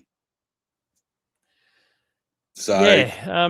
Look, I'd be interested to know in the case of Brad Close, like maybe he's already getting this feedback and he's currently in the arc that Ollie Henry was in at the beginning of last year, where he's getting the feedback and now you've got some weeks to demonstrate it. And maybe that clock is ticking. We might see a few more weeks where we're saying the same things. Hopefully, maybe he's able to action the feedback that's coming his way and is able to improve things. I don't know. Maybe they're satisfied with the role he's playing. I just think there's so much. I think we're both on the same page. I think there's so much more he can offer. And you're right. Closer to home is the best place for him. Like, I mean, that's been the thing that I've seen with a number of players over the years, though, is it's like, they've proven that they can be effective league footballers in a certain role. But if the club says, look, that's great, but we want this is what we want as a footy club. This is what we want from you. Yeah. That's the thing. Is it's like, are they going? Like, I can't understand how the club wouldn't see. Hey, look, we're going to have to put him back here and leave him there and get someone else to do this. It's where I sort of feel like maybe it's a case of the club saying, look, we need you to lift and we need you to become this guy. And if you can't become this guy, well, people are going to go past you or something like that. Yeah. I'm sort of wondering if that's not a little bit of the situation, which is disappointing because I feel like, I don't know. Look, he's been a favourite of mine, and I don't think I'm the only one for a few years now. So, I certainly hope that he gets back to some of his best because, I think he's been a pretty important player for us at various times over the last 5 years. So, yes, I definitely hope he can find rediscover it. Yeah. And I don't know. At the end of the day, it's nice that, after last week, first quarter today, you think, oh, God, has the time come? And then, as I say, out of it. No, we've got a lift here. We're better. We know we're better than this. And then, and then we responded and went on and won it. And then you think, this is why I love following this football side. They don't suffer mediocrity. No, and we just know ultimately, when the chips are down, it's like we know how to get the best. We know how to get the best out of ourselves. Whether it's, like, okay, occasionally we'll have a shocker like last week, but, when it looked like, oh, here we go again this week, just for the guys then to be able to say, look, this is not us. What the hell are we doing? Coach gives you a spray. It's like, fellas, you're playing like shit. Pull your finger out and, play the way you can play. For God's sake, we know, we're better. You're better. They You're better. They hear the feedback and they action it because we've got a also very responsible, mature list who can take on board the feedback and be receptive to it when it comes through. Like it's. And the thing was, we kind of didn't just sort of flip a switch and it's like, oh, okay, and then suddenly all the kicks are hitting their targets and stuff like that. It's like we had to guts it out there in that second quarter. It's like we've just got to turn the pressure up and keep it up and just work our way into the game, just impose ourselves on the contest somehow, and then the rest of it, like we've been, they got there in inches. Yeah, it's like we haven't been there or thereabouts for so long because we don't know what we're doing. It's like we know how it works. If we, we've just got to get physically into it here, and then the rest will start to come, and it did. Yep. So, and look, and the thing was, they like that, and this is what I was saying about Freo. It's like, I think they're going to be, I think they've got some defensive issues that need, apart from Alex Pearce, I think their defense is a bit suspect, but and I think we saw a little bit of that today, but for sure, that they've, when they get a good look at it and they can get that ball sort of running through the middle of the ground, they've certainly got the targets up front to scare do a lot of of damage. So yeah, I mean, I will say this. We're getting on for time here a bit, so I'll. You're right. I'll tell you, when we're sitting in Landry watching it, and when Jordan Clark kicked that shank straight down Shawnee Manners' throat. I looked at my miss. I said, "This is why we let him go." It's like in crunch time, this guy has no poise whatsoever. Yep. Right. And I've like for 3.5 quarters, he could be dominating the game, but the amount of times he just coughs it up. He just becomes this complete turnover merchant. And he did it when he was with us. And I was like, this Frank guy suggested he's an inside agent. Well, I mean, look, I was just like, this guy's got a lot of talent, but I said when the chips are down, he cannot handle the pressure. He just cannot handle it. He couldn't handle it when he was makes diamonds, but he's clearly that doesn't apply to him. No, yeah, and the amount of times I've seen him do it, and I mean that's the thing, you can sort of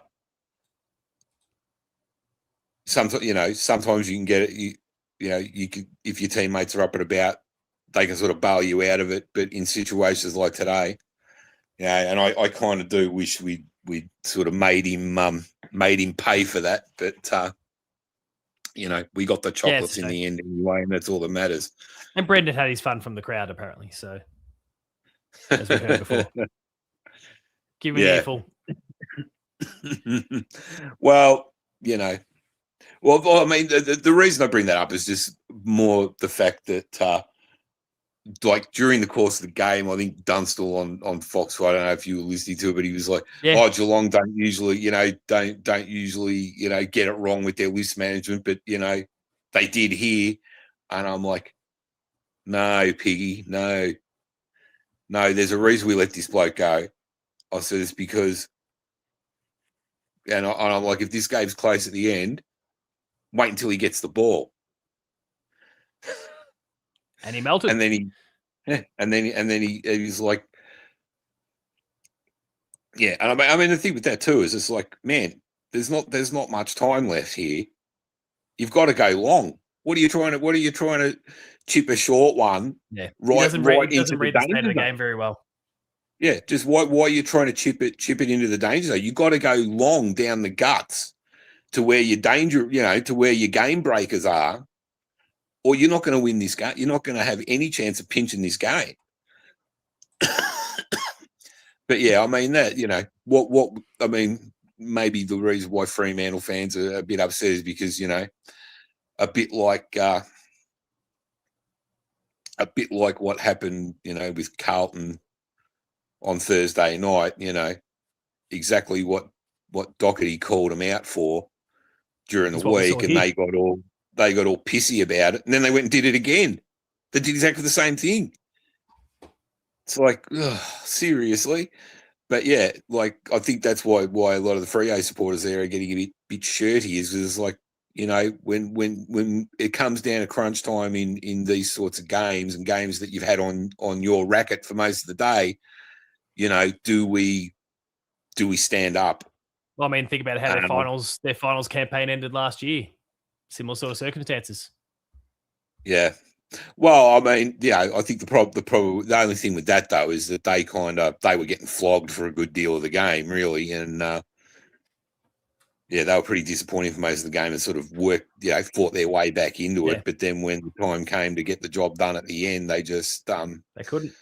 Yeah, they just didn't quite have the mettle to get it done. But yeah, I mean, I'd rather be 1-1 than 0-2. That's for sure. Exactly. And sucked in Brisbane.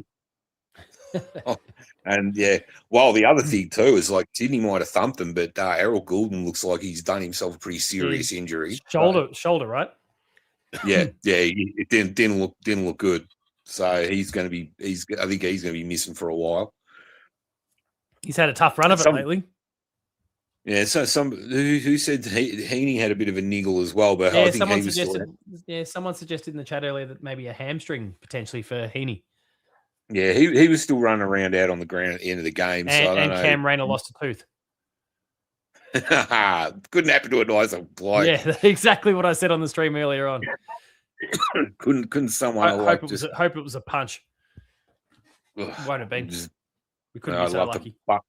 I'd love to bump into that guy's face with my elbow a couple of times. Accidentally, yeah, of he course. was. Oh, completely. Yeah, so what looked like it might not have been such a happy day turned worked out all right, man. Yeah, lots of really positive signs. Well, Harasha, before we wrap things up, before we finish up this stream for the night, wouldn't mind getting your 3, 2, and 1. All right, I'm giving 3 votes to Scratch. I think, he stood up when the game stood up when the game was, mate,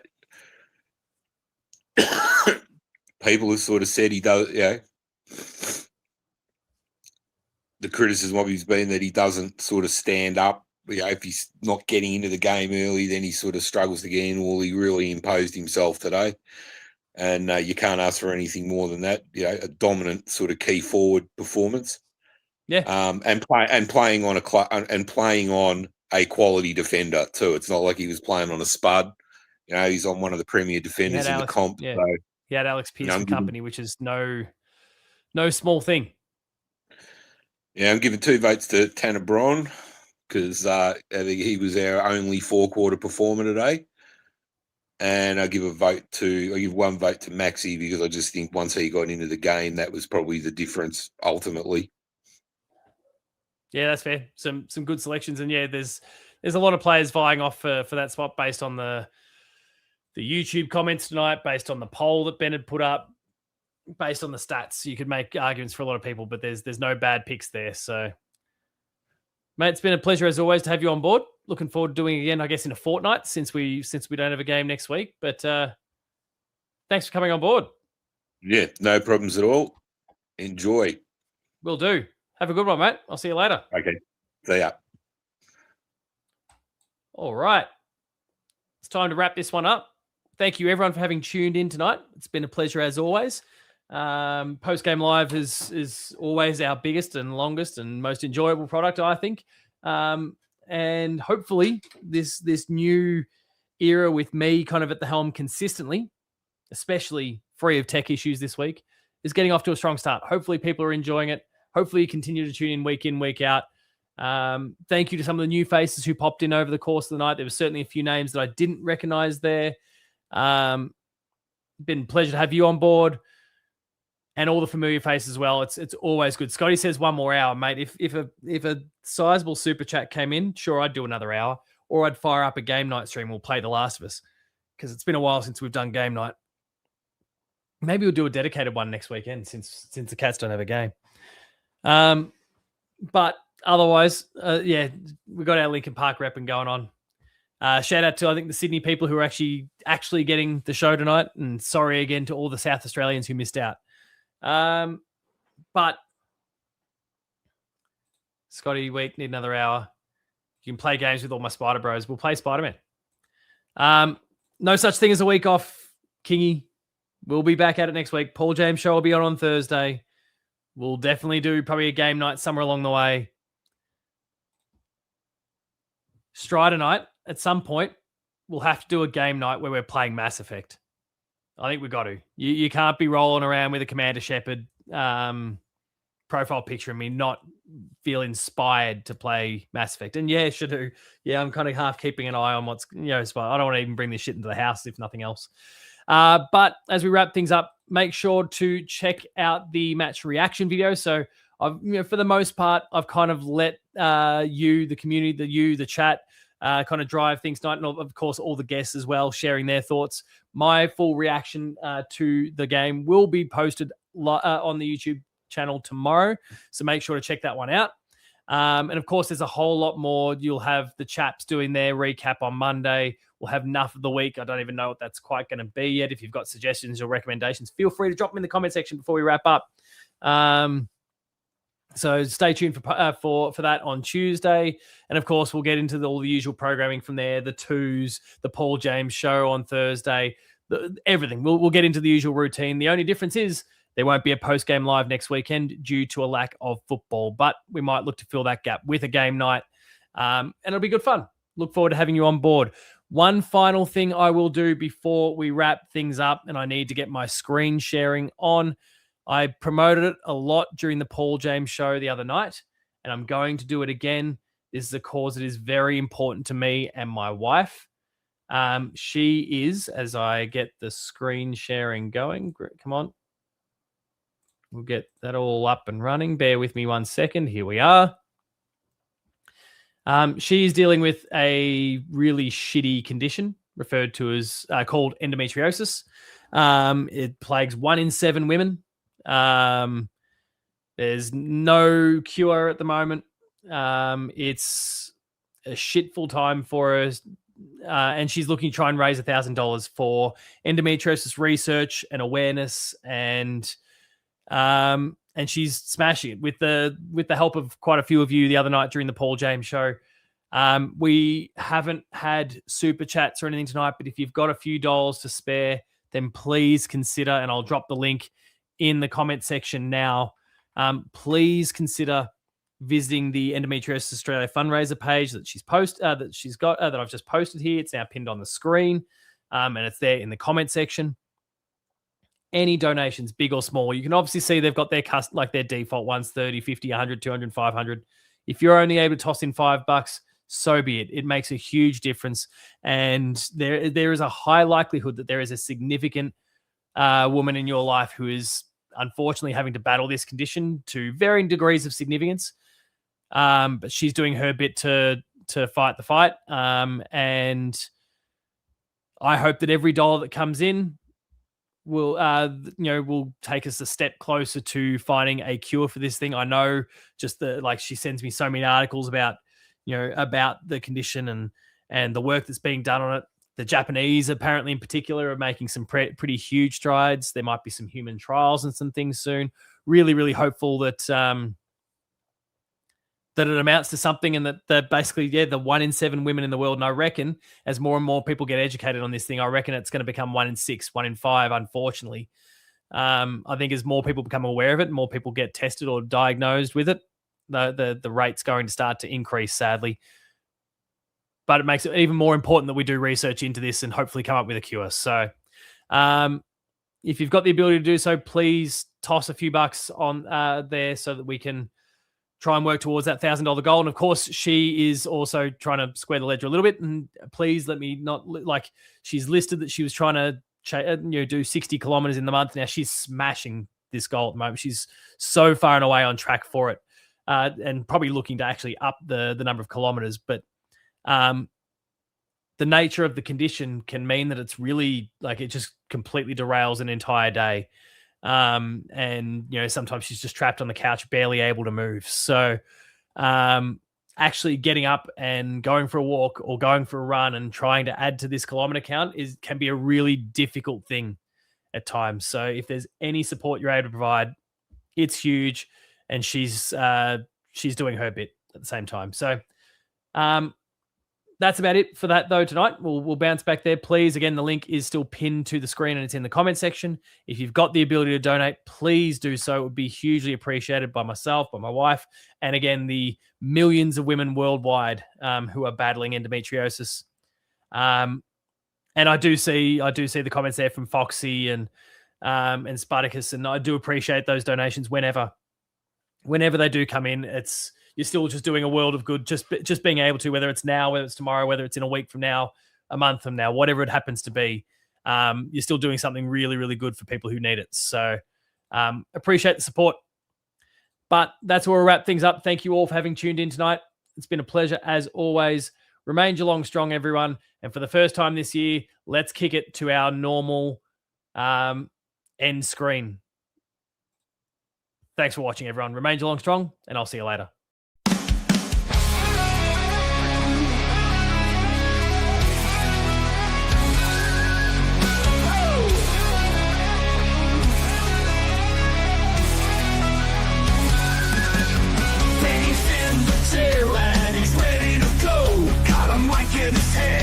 It's time for the show. Dropping pussy down facts, mitts, forwards and backs. Representing G-Town while talking the smack. Clashing facts like Patty, where the hell you at? Hoops crew are exploding, don't ever look back. Then we got Paul, yeah, he knows his stuff. He's a man, he's a myth, taking on the nuffs. The man don't miss, he loves to react. His words cut deep, he's a counterattack. Balls on fire, brings the mic to life. Don't fuck with B-Dog if you value your life. Oh, they fuck shit up, yeah, they run G-Town. The Hoops crew's here and they'll never back down. Jake, Johnny, Sambo, always rocking the game. Benny and Paul, man, remember the names.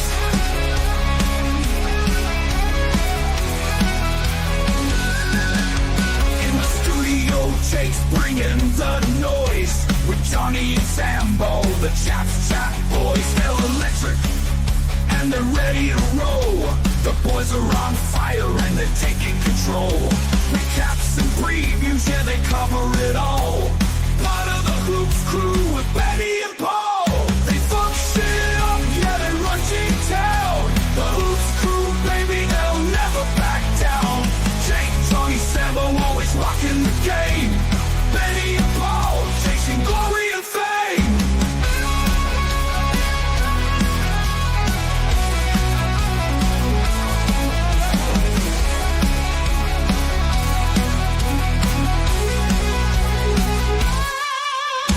Brad with the sleeves, Max Holmes and Jack Bowes. Tommy fucking Atkins, he'll break your damn nose. Stewie in the middle, and Reese in the ruck. They see Big Jezza and they know they're fucked. They're the G-Town boys, go hard or go home. They're fucking insane, taking over the throne. Oh, they fuck shit up, yeah, they run G-Town. The Hoops